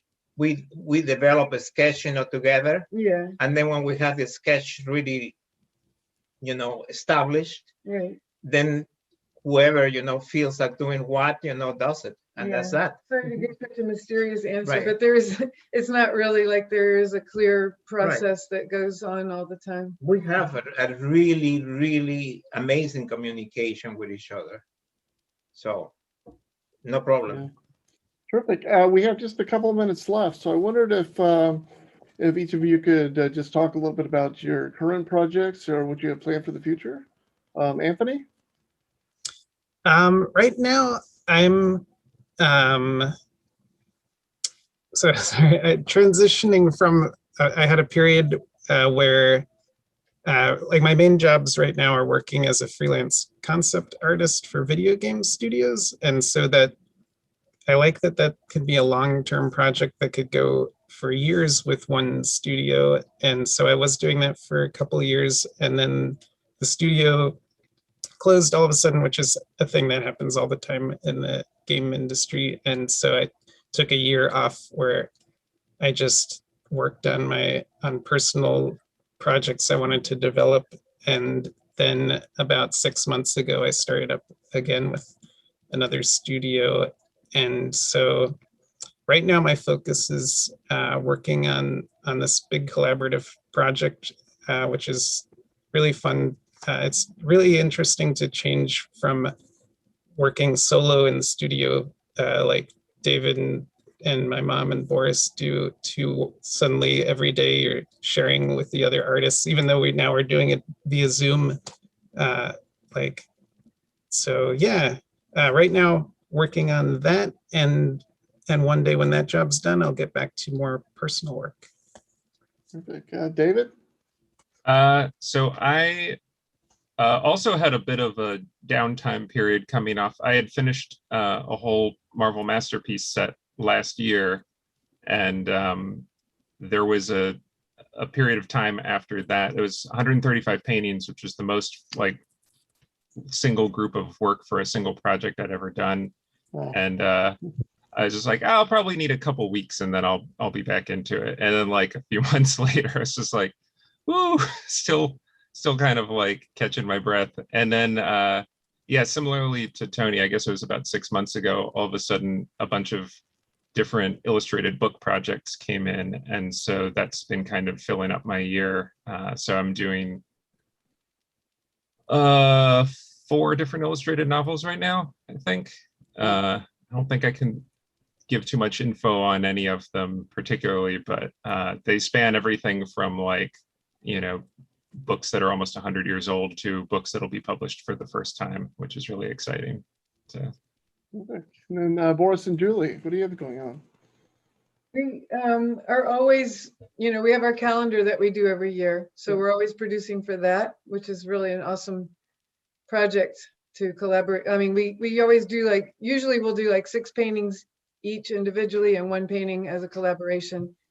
It can change sometimes, but anyway, that's always a great thing to have going on because we get to do pretty much what we want to do within a certain world of what they expect in the calendar world. But we have mostly, we have a few commissions that are not private commissions that are more like corporate things, but mostly we have private commissions these days instead of more, you know, book covers and things like that. I do have one client that's given me a lot of book covers to do, and I'm doing those as they come along. But the private commissions are really fun because there's a lot of people that want to have portraits of themselves as fantasy. Yeah. So that's super fun. And they like the joy that they get out of it is just so great. I love doing those fantasy portraits. And aside from that, for me, I am also making a children's book that I've written, and I've got most of the illustrations done for it. I'm finally getting around to that children's book that I always wanted to do. You know, and my own personal work, sometimes I just feel like I just have to paint a wolf right now. I just have to. I just feel I've got to have some wolf in me today. So those things happen. And Boris, how about you? The private commissions is mostly where you're at. Yeah, I would say, you know, private commissions for the most part.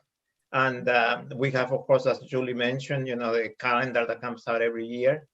I think we have done something like 40 years so far. Yeah. And it's really, really fun because we know what we want to do. We know what our client wants to do, you know, and we just do it. And it's really fabulous, you know, to be able to do so much and to be able to do it just your way. And what else can you ask for? Terrific. Well, that's all the time we have, but I thank you guys all so much for your contributions to the show and for participating in this morning's talk. I love your work. You're such amazing artists and such terrific people. Well, Yeah, thank you so thanks much. for inviting us. Really. Thanks for hosting this. And Yeah, we're so happy to be here. yeah. Sincere appreciation. You are all absolutely amazing, and we are so honored to have you. Thank you. Thank you so much, Stephanie. Thank you. We're going to take a little break, let you stretch your legs for about 10 minutes. At 12 o'clock, we have another terrific panel with Alessandro Pisano, Greg Manches, and Donato Giancola. So we will see you in just a few minutes. Thanks, everybody. So long.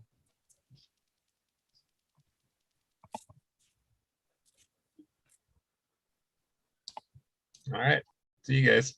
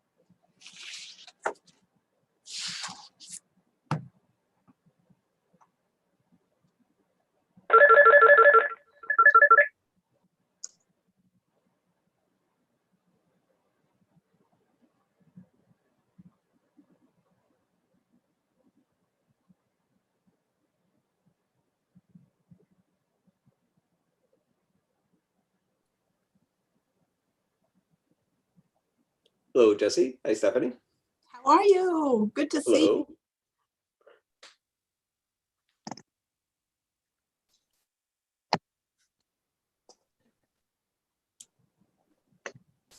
Hello. I'm almost here. There I am. You're all here. Hi, Greg. Alice. Fantastic. Hi, We're excited. Hey, everybody. Hi, Alexandra. Morning. Hello. Terrific. Hi, everybody, and welcome to Alessandra, to Greg, and to Donato. We are thrilled to have you with us this afternoon. So our panel with these amazing artists will focus on the epic fantasy adventure. The rich histories relayed by the storytellers, writers, artists, historians, and philosophers have helped us to define epic adventures and fantastical characters through time, from the Epic of Gilgamesh in 2100 BCE to the dynastic rivals of the Game of Thrones. In this conversation, Alessandra Pisano, Donato Giancola, and Gregory Manchess will discuss their work as well as the fantasy narratives that have inspired it. And I'm really so thrilled to have them all here to speak with Jesse Kowalski, the curator of our exhibition. And I'll tell you a little bit about each. And of course, the list of their accomplishments is much, much longer than this. The winner of the Spectrum Rising Star Award in 2017, Alessandra Pisano, often paints images containing elements of mythology and magic. Her oil paintings provide a glimpse into the world where solitary women live and hunt in the wilderness alongside animal companions. Her clients include Wizards of the Coast, Sideshow Collectibles, Fantasy Flight Games, Upper Deck, and Catalyst Game Labs, among others. Donato Giancola's admiration for the writings of J.R.R. Tolkien is made apparent in the numerous paintings he has created depicting the Lord of the Rings saga. He's compiled some of these works in the books Middle-earth, Visions of a Modern Myth, and Middle-earth, Journeys in Myth and Legend, which feature more than 200 illustrations.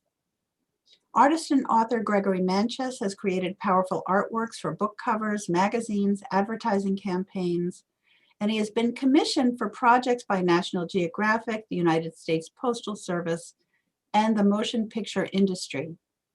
He's the author and illustrator of the fantastical adventure tale Above the Timberline, which we were very thrilled to exhibit at the Norman Rockwell Museum. And he is the designer of the Dragon Crew 1 patch created for the historic first SpaceX NASA collaboration. And I hope he'll tell you about the phone call that he got from outer space.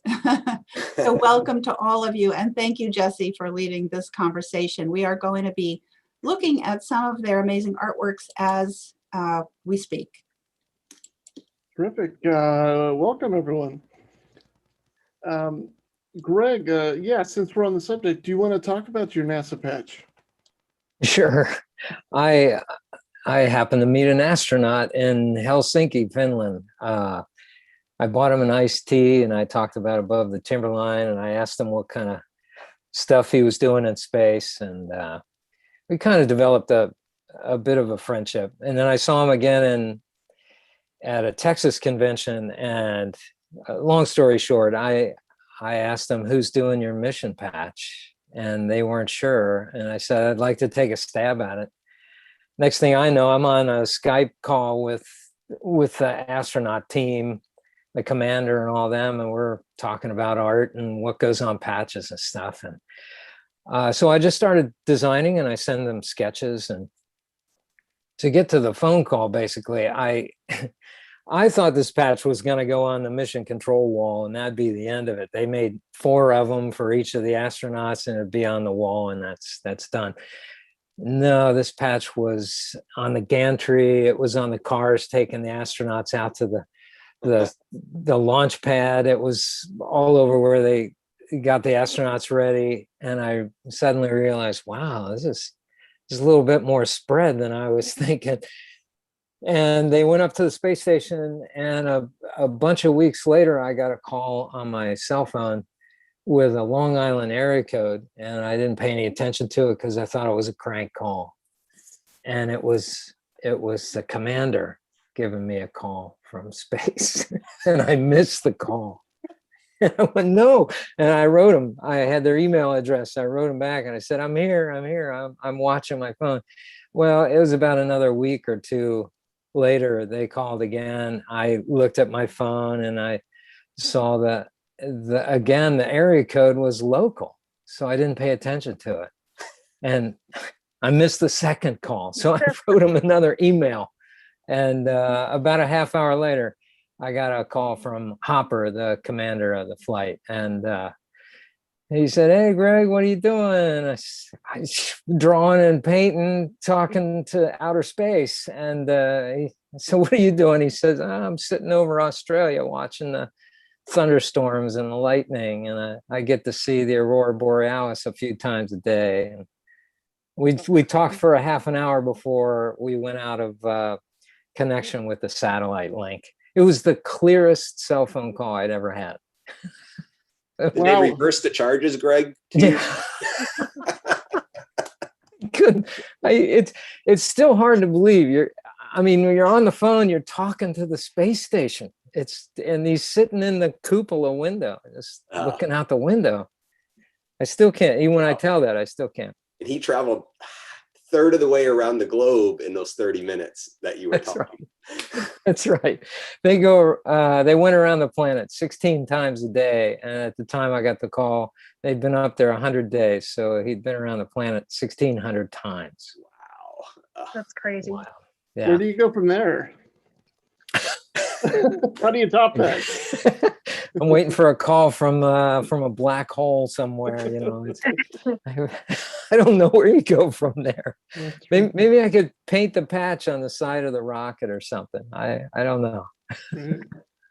I have done. Sorry, I have done the next 2 crew patches, and I'm working on the 4th patch for the expedition patch for this International Space Station. So pretty fun. All right. Yeah, I was wondering if each of you could talk about your education, how you got started in illustration, and your first projects. Alessandra, if you want to start. Well, I've been kind of just drawing fantasy art since I was a little kid. I don't really completely remember how that happened upon fantasy stuff, but it just did, and I tend to go hard with things, so I just kind of kept going with it. It wasn't until I was in high school and a boyfriend at the time was playing Magic in the cafeteria, and I saw a Sarah Angel card and absolutely fell in love with it and was like, oh wow, you could actually, there's a career in fantasy art. So that was the limited information I had on it, and I just kind of kept doing it throughout the rest of high school and then college, and then just kind of kept improving until I got to where I wanted to be with it. Mm-hmm. And what are you working on right now? So I had just finished up a Magic card about a week ago, and I'm about to start on a book cover that I've got to do. I also have to do a piece for a gallery show that's due around the same time as the book cover. And then I'm doing a little demo painting for Muddy Colors as well. Okay. Let's see, you've got a piece up on the screen now. If we could pause that. Could you talk about the painting there, Bloodlust? Yeah, so I'd done that for Copro did a heavy metal magazine tribute show a few years back. And so that was my piece for the show. That was a tribute to both Heavy Metal Magazine and then also to Louis Broyo, who was probably one of the first fantasy artists that I discovered around my high school years. So it was kind of a combination of stuff that he would do, but very much in my style. Terrific. Donato, let's talk about your education and early career.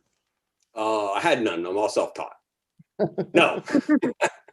No, I mean, like Alessandra, I've drawn ever since basically probably I was born, loving drawing. But I didn't take my first art class until I was 20 years old, when I had dropped out of engineering classes at my first college. And it signed up for my very first class, a drawing class, just to see if I was good at it, if I liked it. Obviously that happened, and got started the whole steamroll of getting into an art school and then finally moving to New York City to break into the book cover industry. And just yeah, it was just a constant, almost like, again, Alexandra mentioned, like when she was dedicated to it, she just threw herself into it. And that's kind of what I finally did with art once I left engineering and realized art was my pathway. And what was your first project? Oh, big wow. project? First project was this writer you might not know of, Mark Twain. Yeah, so that was my very first book cover. Was doing these bottom feeding jobs for Walmart. They were republishing basically copyright free novels, and my representative had a list of these 30 titles, and he said, "Tell me how many you can do in 2 months, and they're yours." Wow. And Mark Twain was my first one. Yeah. Terrific. Yeah. And Greg, how about you? Well, I like the other ones. I drew and painted when I was a little kid, and mostly drawing all the time, not a lot of painting. My first oil painting was a miserable failure.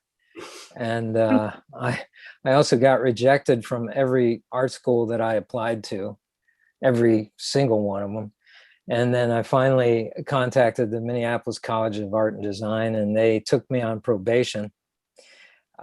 So I had a lot to learn. I kept thinking, this is going to be tough. Maybe I should have been the astronaut I was thinking about, but I get motion sick, so that wasn't going to work out too well.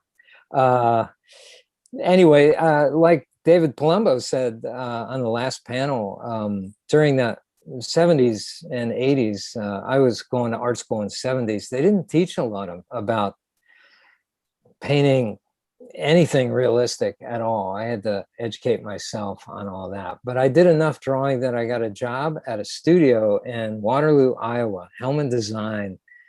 And there were 6 other illustrators there that could draw circles around me already. And I remember a guy in art school, I went out to California for a couple semesters. And he said, just remember, no matter where you go, don't be the best guy there. And that just came rushing back to me.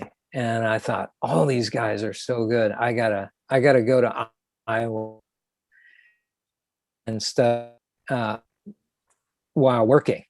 And so I went there and I learned everything I needed to learn really in 2 years by watching those guys. And then I decided to freelance, and I never looked back really after that.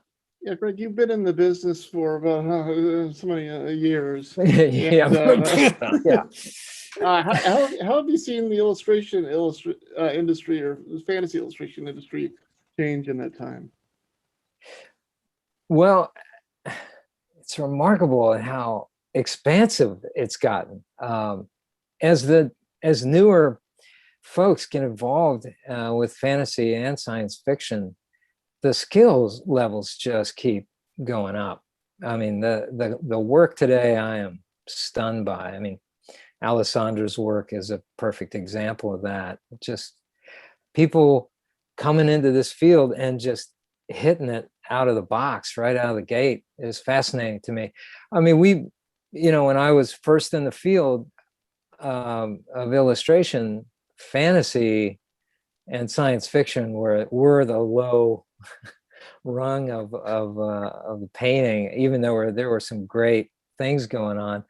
And there wasn't a ton of fantasy that I ran into back then.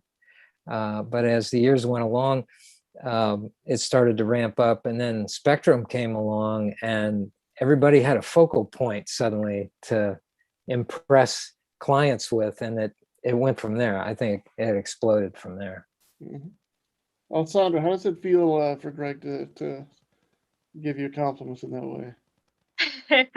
Oh, it's very nice. Thank you, Greg. I did make a lot of mediocre paintings, though, just not a lot of people saw them. Hey, we all do that. Absolutely. My fear is to make mediocre paintings now. So, I'm trying to rule that out. But you're still going to get one in every now and then, but some of them are pretty not so bad.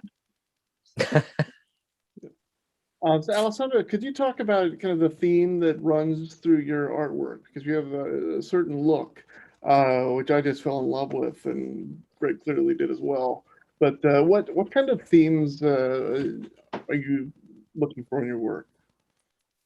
There's definitely kind of like a very subtle kind of spirituality theme, along with the connection that we have as humans to nature and kind of going back to those roots in a world that's kind of getting so full with technology and being disconnected from each other and ourselves even. So it's kind of more of a reconnection to kind of the before times for me. And then I like using a lot of performers and dancers and a lot of like kind of belly dance aesthetic in my work as well, just because that's a me thing. But the whole theme is just basically a connection back to the roots of our humanity. Mhm. And Donato, you loved Lord of the Rings clearly, but what other kinds of things do you love to paint, I guess, and what role does kind of the epic adventure play in your work? Wow. Oh boy. So many. I mean, I love storytelling. Love the idea of exploration, that wonder that it's achieved when you discover or have insight into something new. And I think that's what drives a lot of scientists, right? Is that sense of discovery and revealing of the beauty of nature and the wonder of the cosmos through facts and information and science. And so I guess even though I'm playing with fantasy and science fiction, I do try to ground it on these acts of humanity, of these acts of discovery. And so and I think that's what I enjoy a lot about Tolkien, is the way he's grounded a lot of much of his story in the friendships and camaraderie that of the characters. And so when I look to create paintings about these acts, I tend to have multiple people. I feel like that's an expression of humanity's interconnectedness. And so that for me is also a way to portray my friendships and my whole life around friends and community. And I think, Alexandra and Greg, we've gotten to really know each other through the community of science fiction and fantasy, the art gatherings, the learning possibilities that are there, the conventions. Even Greg mentioned, right, meeting the astronaut at conventions, right? So these are communal natured aspects of what we do. And so carrying on that discourse into the art for me is very natural. Yeah. And then Greg, we just saw an image of Above the Timberline. I know you've done a number of really epic works. You have a great painting of Deja Thoris, I believe, in your office that we could not include in the show. But what kind of epic adventure, I guess, or stories influenced you growing up, and what do you look for when you paint? I'm always looking for a special moment in the story to get the reader or to get the viewer right into that moment within seconds, so that they can feel not only the moment, but they can feel the world. I think we all do that. I think we try to get, some people paint very detailed and other people paint loose and anything in between, but it's to get to that moment where you can absorb being in that world. I love that. I got a lot of that from cinema growing up. And when I was a kid, my parents would take us to the big pictures that were out, West Side Story and Gone with the Wind, and they'd be in CinemaScope on these giant screens. For some reason, I don't know, we always got stuck down in the front few rows, and I'm just looking up at this gigantic picture of the Civil War and whatever else. Oh my God, The Great Escape and all these wonderful old films. And they came at you, they drove toward you. And then like in Ben-Hur, they put the camera right in the dirt so that the chariots would go right over the top of you. And as a kid, I would love to see a photograph of me in the theater at that time, just, jaw to my knees looking at this thing. And so that cinema scope, that cinematic approach, that widescreen view is everything to what I love to work in. I do vertical as well and montage, vignettes like the one Yeah, you're looking do you at want to talk now. about, yeah, do you want to talk about some of your portraiture pieces?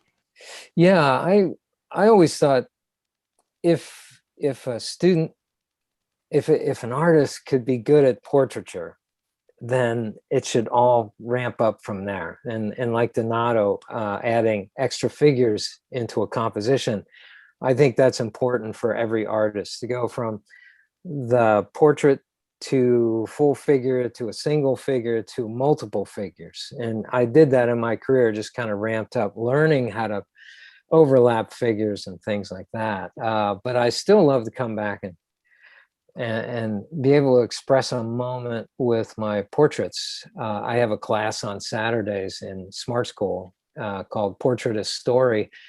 And it's about not just picturing someone's face, but about getting that moment where they're about to move or they're talking or they just stop moving. That's all extremely important for me. And I think for any portrait that has life to it. So I had to sort of make up this portrait of Martin Luther King from a couple photographs to capture him speaking. And the hand gesture is very important that way. Greg, did you kind of come to like really focus on portraits more recently? So you're reversing out the order of like you're diving, like you've been diving into this portraiture thing for the past couple of years, right? I know it's kind of come full circle, I guess, Stan. That what I've learned from the multiple figures and the broad cinemascope, I come back to do an intimate piece, and they're jewel-like when you get them just right. I even went down to 5" by 5" square, or 5 by 5 square boards, and even a palette knife into that to just bring out the brushwork that becomes jewel-like in its expression. It's been a fascinating thing. Also teaching, it's very quick to do a portrait example for students. So it's pretty practical that way. Terrific. And Alessandra, if you could talk about some of the artists or teachers who influenced you, specifically I'm thinking Dennis Nolan at the University of Hartford. He has an artwork in the show and a sculpture in the show. And you and I had talked before about his influence on you. And he was actually shocked. He thought you didn't like him that much. No, I was just in school. I was kind of that stubborn brat that, almost dropped out several times. But Dennis and Doug, and then a guy named Fred Wessel, I super appreciated everything that those three guys taught me. But Dennis in particular, he was like the one go-to guy for knowing anything about fantasy art and how to construct any kind of mythical creature you needed. And he could break it down in such like a well-articulated, impressive way. He was a gem. I mean, he's a gem of a human being, but he definitely taught me a lot about how to like construct an image and how to like build up, a mermaid or angels. There's definitely a time where he helped me construct some wings on an angel I had kneeling on a ground, and the wings were hitting the ground in a certain way, and I couldn't figure it out. And he just sat there with his tracing paper and banged it out real quick. So he was the best for stuff like that. And Donato, I know you have an encyclopedic knowledge of artists through the years. Who are some of your major influences? Well, it goes way back into comics, role playing, gaming. So being a fan, consuming Keith Parkinson, Jeff Easley, going to comics with John Buscema, George Perez, Bill Sienkiewicz, Walt Simonson. It just keeps going. Like John Romita Jr., Bob Layton. Shall I keep going with that? That's just a comic list there. And then I was thinking older artists. Well, actually, that's just it. I didn't know older artists until I started taking art history. Okay. I knew Rembrandt and Picasso, but those names didn't mean anything to me as an artist because I wasn't studying their art. That was like dead people. I was again, I'm consuming as a comic artist, as a gamer. all that art, the cultural art that surrounded me. So the gaming, Jeff and Larry Elmore, I mean Brahm, again, these are the people that influenced me much more heavily in my early career. And then after I started going to college, learning, going to museums, then I discovered Waterhouse, discovered Caravaggio, Ribera, Diego Velázquez, Ramnes Bosch, Jan van Eyck, Albrecht Dürer, right? So it's like so all these people are like playing in my head all the time. Peter Paul Rubens. So here's an example of a Peter Paul Rubens. Okay, you're sharing screen, so I can't share right now. How about this one, St. George and the Dragon? It's the cover of the catalog. It introduces people to the exhibit. Gorgeous painting. Your influences and your process for this work. I don't carry influences on my sleeve on each individual piece. So this is like a wrap up of just the conflict that you would get in comics. Evil versus good, light versus dark. The action sequence, something out of almost like a Frazetta gestural design. So like the armored knight, you could probably never bend your arm that way in armor and a plate mail. You would never carry a shield if you're in plate mail. So these are all fantastic artistic license choices you take to embellish the story, to communicate intent. You know that from playing D&D though, right? Yeah, but Dungeons and Dragons. So if you look in those first few pages, the Paladin in Hell. Yeah. This was playing probably deep inside me, is I want to do a paladin fighting the forces of evil, and so that's all buried, and so it comes out very subconsciously in so much of my work. You might carry a shield rather, to deflect the flame. Yeah, actually that's it, because not many medieval knights probably took on dragons, right, Greg? Right. So we can let that go. Yeah. And your process, you use photographs or models, or I know if you could talk about the model here. Yeah, the dragon is from the Museum of Natural History down in Washington, D.C.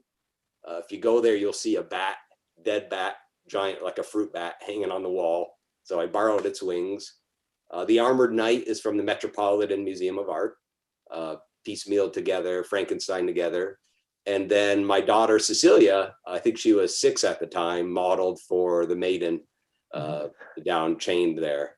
And actually I also liked playing with the idea of gender here, where you actually don't see the faces of any of the human characters. So this could be I call it Saint Georgette and the Dragon, because it's a guy in drag who needs to be saved by the woman in armor. That's what I assumed. Yeah. Yeah. So it's a like you assume that you think it's a woman, but it's not, because there's really no way to really tell. And so I love playing in my own mind that little switch that can occur. Yeah. Terrific. And Greg, some of your influences? Oh, as long as my arm, and they become longer. Every time I look around. I think Boris on the last panel was talking about the earth, the world being an influence, everyday life. But like just looking at Donato's and Alessandra's works today is influencing me, right? The light, the color, the application of paint, the ideas. When I look at great paintings, even when I look at poor paintings, I get inspired to paint. The poor paintings give me information about what to teach my students, and the great painters just stimulate me to say, "Daggone it, I wish I'd have thought of that, and now I want to do this other thing that's kind of like." So I'm constantly being influenced, and I think a lot of the folks listening that are artists will understand when I say you're looking at sunlight coming in and hitting your coffee cup at just the right angle, and suddenly there's a wisp of steam that comes off of that, and that's it. That's all you need. I look at light striking an apple or an orange that I just opened up, and I'm studying the color. I guess we do that as artists. Like this piece right here by Alessandra, I love the way that light comes down and strikes the folds on her back, and the way the light, the shadows cut over the eyes. Looking at that stuff all the time. And I know both you guys know what I'm talking about. Yeah. We're painting like constantly, right? Yeah. Yeah, Yeah. Alessandra, do you look I'm at a lot of constantly staring at weird stuff, looking at the way the light's hitting it. Right. Yeah. Or like, how would I make that color? And thinking about the process, or the way like light goes through leaves, like when you're just driving by, like all that stuff. Yeah. So Yeah. good. And wondering, how do you mix that color? So like transmitted light through leaves, I'm like, okay, it's a little bit of green with some yellow, it's in the background, right? Yeah. Donato, were you going to say something? Oh, I was just going to comment on Alessandra's use of abstraction in the design, because you really do that. You really like fracture, like here, right? Look at those rocks, the shapes of the environment, and then popping your figures in there. Is that a very conscious thing you're doing now, Alexandra, or is it just come naturally now? I think it's probably a mixture of both, to be honest. Sometimes I'm consciously trying to do that, and then sometimes I think it's just coming through almost unconsciously. All right, we have a couple of questions here, but first, while we're talking about Alessandra here, while you're in the spotlight, illustrations traditionally, until about the 70s, it was a male-dominated field. In the fantasy show, there's so many contemporary female illustrators, and I just wondered what it was like for you as a female illustrator.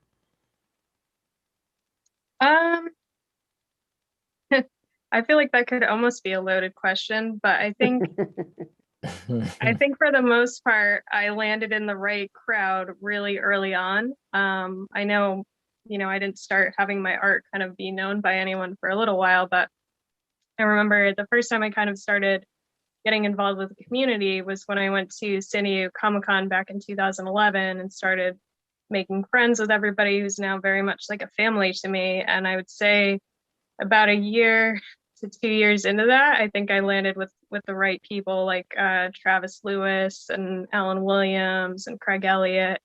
So, they kind of like took me into their little friend circles, and then I, got to know more of those guys, and they were just all very supportive and wonderful men. But I will say I definitely ran into a couple dudes in our community that were less than ideal and cool, and it just kind of makes me appreciate who I ended up with early on, so that it was a good experience. That's perfect. I got to say real quick, I was influenced in art school by a lot of the female students that were around me. It was a very strange time because I wanted to learn how to paint and draw, and the school didn't want to teach that. They told me it was dead, and I didn't believe it. But a lot of the friends that I had were very interested in learning practical painting methods, and I learned a lot from them. I was influenced by that energy, by that excitement. Yeah, I'll chime in as well. Some of you might have heard me mention Sharon Gold, one of the painting teachers up at Syracuse University. She's by far the most influential artist in my life, probably. She opened doors, conceptual doors, ways of thinking and deconstruction that I had never thought of before. And really, I owe a great debt to her way of thinking about art that allowed me to flourish and have a career like the way I do now. Yeah, it's really cool to hear from both of you on that. Yeah, 100%. Like Sharon Gold is like the person. Yeah. Wow. And it seems to me that fantasy illustrators are much more accepting of other types of artists. Fantasy illustrators I've worked with anyway. Yeah, not all of us. Except for you, Donato. I think people, yeah, like the people on the panel here, the people you had, yeah. I think people can get pretty rigid though in their thinking. Yeah, not just fantasy art. Yeah. All right, we got Yeah. a question from a viewer. What influence did Frazetta have on each of you? Well, Alessandra? Oof. All right. I didn't really know of Frazetta for a long time, so I'm gonna have to say he didn't really have any. I think I probably learned who he was maybe within the last 6 or so years. I think whenever I was at a Comic-Con and they had some of his work there, and I'm sure Travis was probably the one that was like, "Hey, you know this guy? You should know this guy." And I was like, I don't know that guy, but I do now. So Well, I'll make you feel better, Alexandra. Like Frazetta, I did have a couple posters of Frazetta, but okay. he did not do Dungeons and Dragons art. And he didn't, and I consumed a lot of my book covers in the 80s. So it was Michael Whalen, Darrow Sweet, Right. and other artists who I was more heavily influenced. So yeah, Frazetta certainly influenced that, like almost a generation before, right, I started consuming. How about you, Greg? well, as a kid, I loved to read, and I loved going to the bookstore to get paperback books. And I was always in the science fiction and fantasy section, and that was where I discovered Frank Frazetta, because one day I was scanning the shelves and they had I guess it was a Conan painting, and the way the light struck the skin, my eye was just like a bullet, just shot right to that cover and picked it up and went, who the heck is this guy? What is this, one of these, paintings they got from a museum or something? Because he painted with dark background, the lights hitting that skin, and it was all detailed stuff. But that wasn't necessarily the stuff that I loved of Frank's. I loved the looser stuff he did. There's one of Conan with a snake going through his legs and his back is to us. And the way the strokes are chunked on that back, that was it for me. I thought, wow, that's pretty amazing. But I'm old enough that at the time back then, there's very few people other than ones in comics and genre that even knew who Frank Frazetta was. And it wasn't until later when Frank got an article in Esquire magazine. They did a full spread on his artwork and basically were saying, who the heck is this guy? And his career just exploded from there and influenced a number of people. The influence from Frank Frazetta's work is a lot about capturing that moment again, and in a way that allows you access. So it gives enough reality to get in there. We could probably talk a long time about what he did that way, but I had to get away from that influence. As with so many influences, you get sucked in and they hold you for a while, and you have to break away in order to come back out with yourself. So I think it, a lot of us detect that connection as painters, but then we still have to step away and become our own expressors, so to speak, with the paint. Yeah, it seems like he was a good connection between fine art and the pulp illustrators. He really bridged the gap there and created a whole new genre. But that leads us into the next question here. Do you consider fantasy art to be fine art? Ooh, boy. That's a load. You know what? It's art. Go ahead, Dan.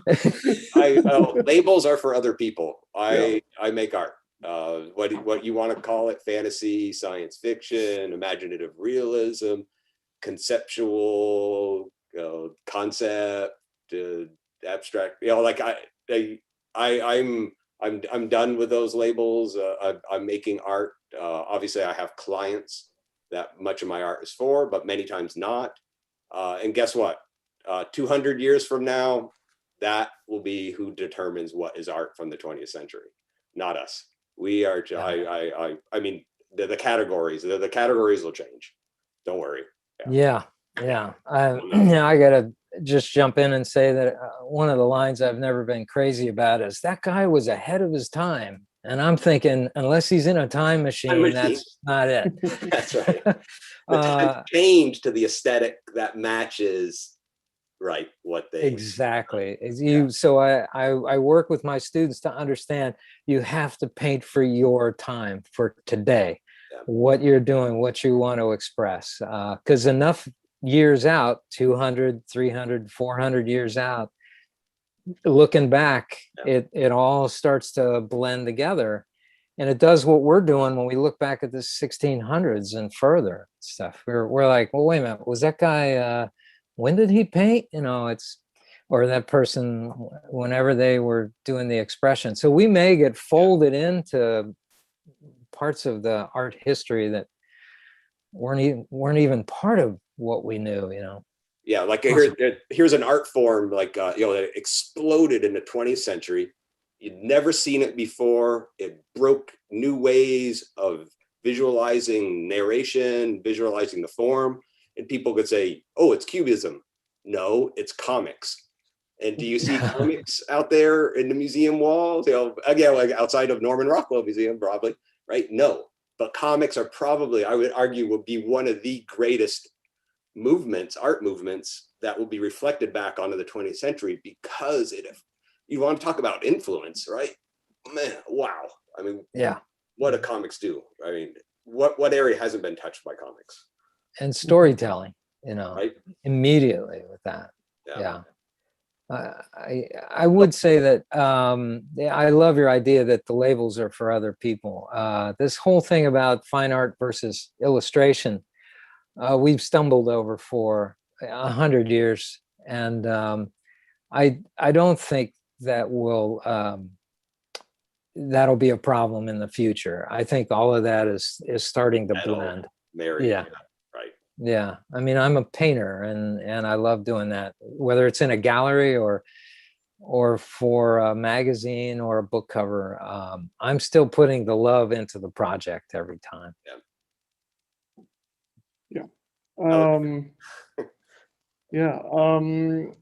Donato, well, we've got the Hobbit here. Can you talk about what it is about Lord of the Rings that fascinates you?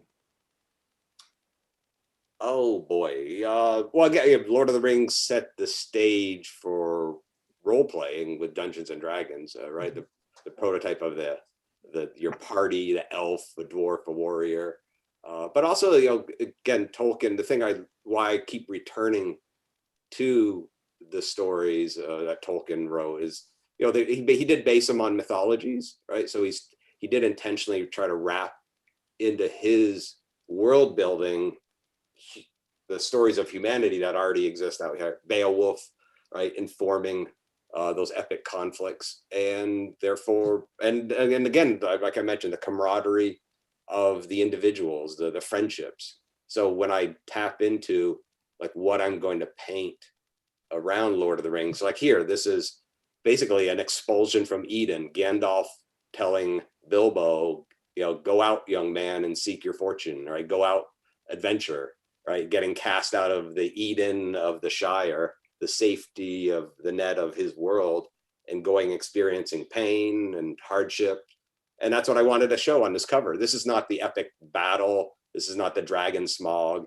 This is Bilbo with his friends trying to survive during a thunderstorm as they're hiking in the mountains. And that's something that we can relate to as a human, right? With that experience. We can't relate to fighting dragons, but we can relate to getting caught in a thunderstorm and getting wet and having your parents tell you to clean your room, right? Gandalf is basically the parent here telling them what to do. Go, right? You know what I love about this piece too is the brilliant way you added the high key lights on the figures. You just look at that all the time. I love my students to look and study that. Study Dan DeSantos if you want your edge light experience, right? No. We're lighting for days with that guy. Oh, did you? Yeah. Alessandro, how did you get started with Magic the Gathering? Look at this great piece. This is Wow. I think one of your newer pieces, right? Graveyard. Yeah. Yeah, this piece I was just blown away by. Could you talk a little bit about this painting? That was a loaded painting for me. So I'd done that one back in the fall. I called it Graveyard, and it was about like cognitive dissonance that you get from being in a bad relationship. And I kind of wanted to set it up like an old Renaissance painting where it was all kind of very dark and then just certain kind of spot highlights on it. So we see like a figure kind of, kind of laying on top of like a shallow kind of river, and just looking at a skull that's in the water, just kind of having to kind of sit with the reality of things. Terrific. Beautiful. Yeah, so back to Magic the Gathering. How did you get started with them? Did they come to you, or did you know somebody who knew somebody, or? Well, I feel like at this point in the last several years, I have a lot of friends that work for Magic and friends who are now art directors for Magic. So it was something that I was pursuing more, let's say like 4 years ago, trying to get work for them. And then I kind of put that aside for a little bit and was just doing my own thing. And last year, Zach Stella, one of the art directors, had texted me and was like, "Hey, do you want some work?" I was like, sure. And then Valentine's Day, he sent me the first art order for my first card. No, go ahead. No, Alexandra, did that actually happen because you were making a larger body of your own visions, and then they hired you to do your vision applied to Magic? Potentially, although surprisingly, a lot of the cards that I've been getting aren't specifically things that I would normally paint left to my own devices. Okay. So I don't know, maybe they just thought I was ready, or whatever the reasoning is. I'm sure glad to have it, and it's definitely been a dream job for me. Perfect. Greg, we've got a question here. Someone wants to know if you could talk about your work for Hard Case Crime. Yeah. When Hard Case came up, the art director, Charles Ardai, had contacted me. He'd been watching my painting, and I think I did I did a whole bunch of Louis L'Amour Western paperback covers, and he wanted, that was kind of almost on the edge of a pulp fiction kind of stuff. So he thought, what about a gumshoe thing, a detective story or whatever. I think that's basically why he tapped me. I did one of their first covers, and it was really fun to sort of reapproach that genre with trying to grab that moment, that cinematic moment that I love to do. I'm real sorry about the phone. I don't know how to turn that off. Space station again. And then what was great too was that I got to work with figures a lot, and they could be as sexy and crazy. Sorry, I'm gonna knock it off the cradle in a second. The stress on that for those covers was to try to get an image that would cause a potential reader to reach for the book. I mean, that's what we do with all book covers anyway.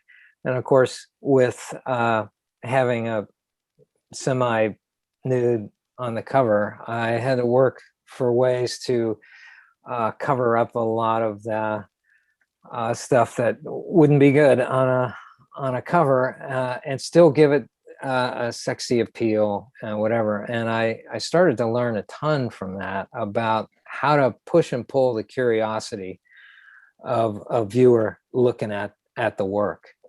And it was a remarkable advantage to do a number of covers with them. Was Charles will come to me with an idea, and we go to a coffee shop in New York, a Hungarian coffee shop, and we eat stuffed cabbage and talk about crazy book covers. And then I have a pencil, and sometimes I'll do a little thumbnail and go, no, wait, and draw it out. Oh yeah, oh no, put this, oh, how about here? And then let's show that. But one of the craziest things lately was a cover called So Nude, So Dead. And that was a challenge because the woman had to look alive and not sleeping and sort of kind of dead. It was crazy.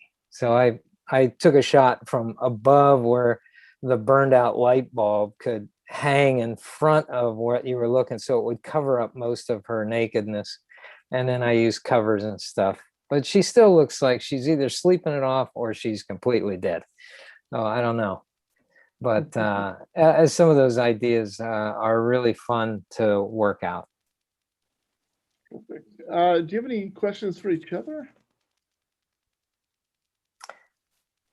Well, Sorry to put you on the spot here. I always have a could just ton. jump in because I have a question about your role as educators. I know, Greg, you do a lot of teaching. Donato, you've taught, I believe.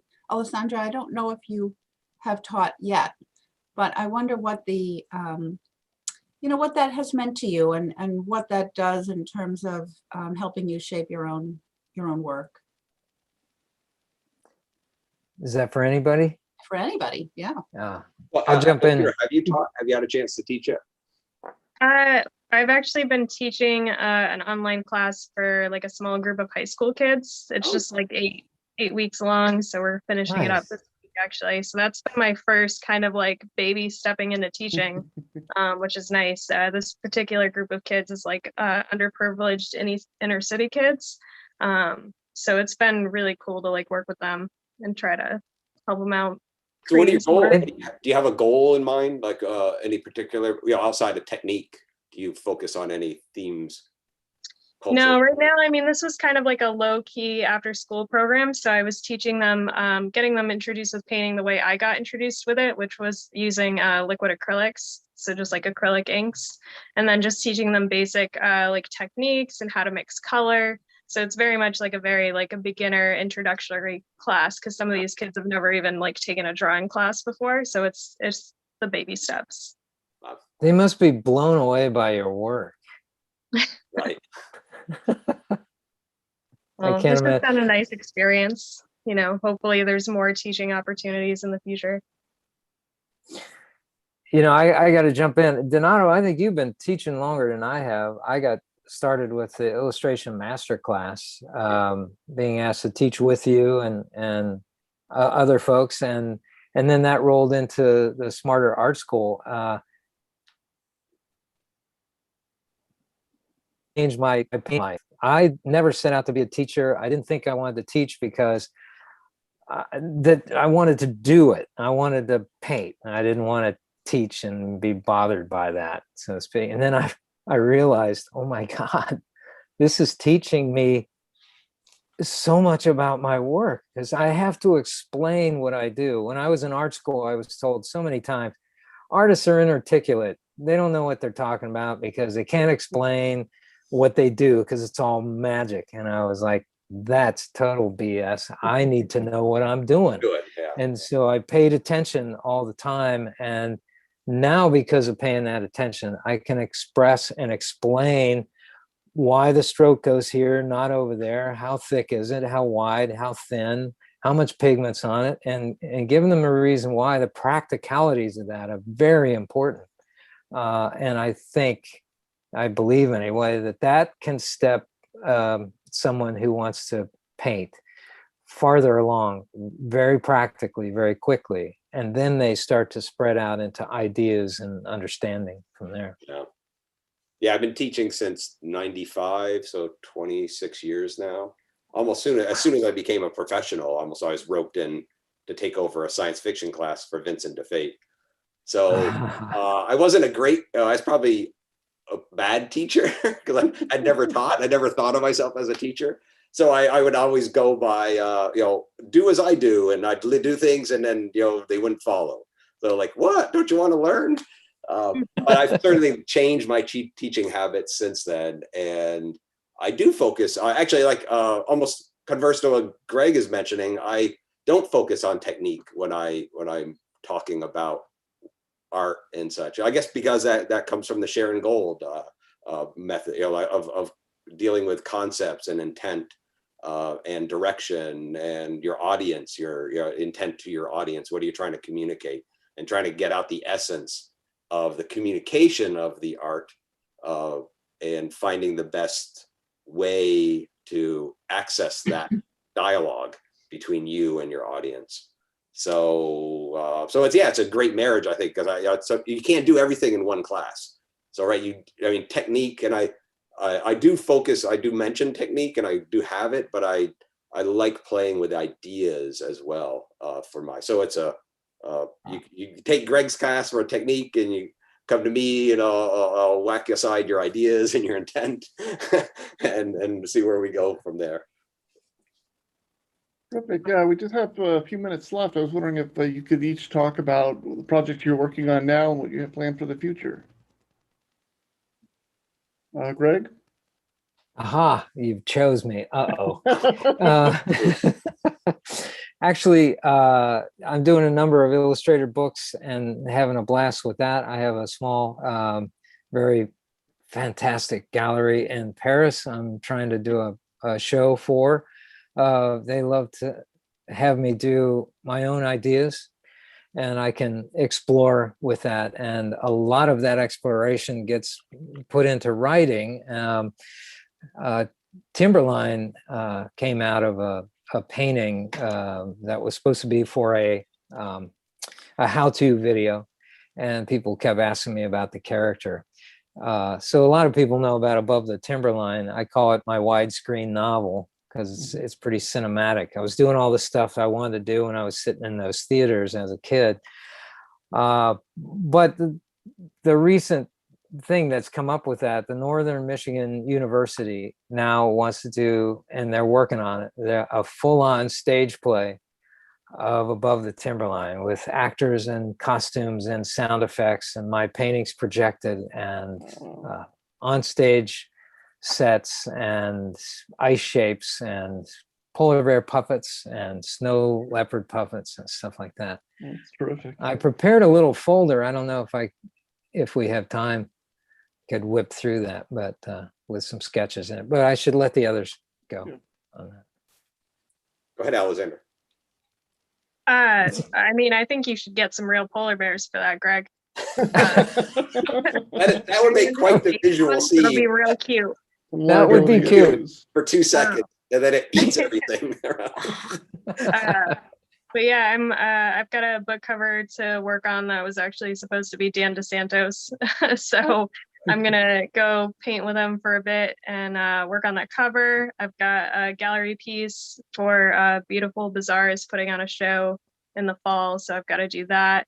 And then a demo painting for Muddy Colors. And then I'll be also collaborating with a new model next week to work on some personal pieces that I'm kind of the most excited about, but the other stuff's gotta get cranked out first. But the personal stuff is what I'm kind of looking forward to the most. If you could tell Dan Dos Santos, if you could tell Dan Dos Santos to come to the show, because I'm not 100% sure he knows that his work is right there. Oh, well, he knows because I sent it to him, and then he knows. Oh, I didn't realize it was in the show. I'm like, how do you not know that? But okay. No, we talked 2.5 years ago, so yeah. Oh, okay. Yeah. And Donato? Let's see, more robots. I love painting robots, empathetic robots, I call them. So I've got one of those on the board, more magic cards, just got a little handful of commissions for those. An illustrated book for Grim Oak Press, so doing cover and interior illustrations, and then some like Alexandra, some personal projects to like fill in, and because a LuxCon is going to be running this fall with Pat Wilshire and Jeannie running that, so that's going to be up in person. So I'm looking forward to that, but I need some artwork to show there, right? Are you going to be there, Alexandra? Yep. I'm very much looking forward to it. Oh, great. How about you, Greg? I don't know. Well, the show opens in Michigan on October 15th, so right around. it's gonna be tight. Yeah, right. Yeah. All right.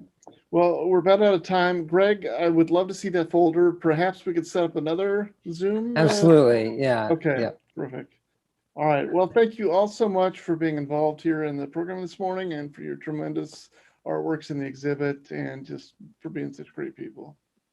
Thank you so much. Thank you. And Pleasure thank being you here. enough. Well, It's Thank just you. been Thanks, you so guys. wonderful to hear you speak about your work, and we thank you for all the support you've given us. oh, certainly, Stephanie. Appreciate it. Thanks. I just want Thanks, guys. everybody to know that we do have another symposium coming up in October. That will kind of be a bookend for the end of the exhibition. And we'll have wonderful scholar Alice Carter speaking on fantasy in the age of discovery. And we'll have artists Annie Stegg-Gerard, Ruth Sanderson, Charles Bess, Victor Nye, Justin Gerard, and Ian McCaig. Whoa, what a So lineup. with that, Yeah. we are so grateful again to all of our artists today. And we will look forward to having everybody visit the exhibition as you can, or to seeing it at its upcoming venues at the Hunter Museum of American Art in Chattanooga, Tennessee, and the Flint Museum in Michigan. So thank you for everybody's great participation, and we'll look forward to seeing you again soon. Jesse, thank you very much for Thanks, a great Jesse. exhibition. Thanks, Yeah, Jesse. Thanks, Jesse. Yeah, thanks for everybody tuning in.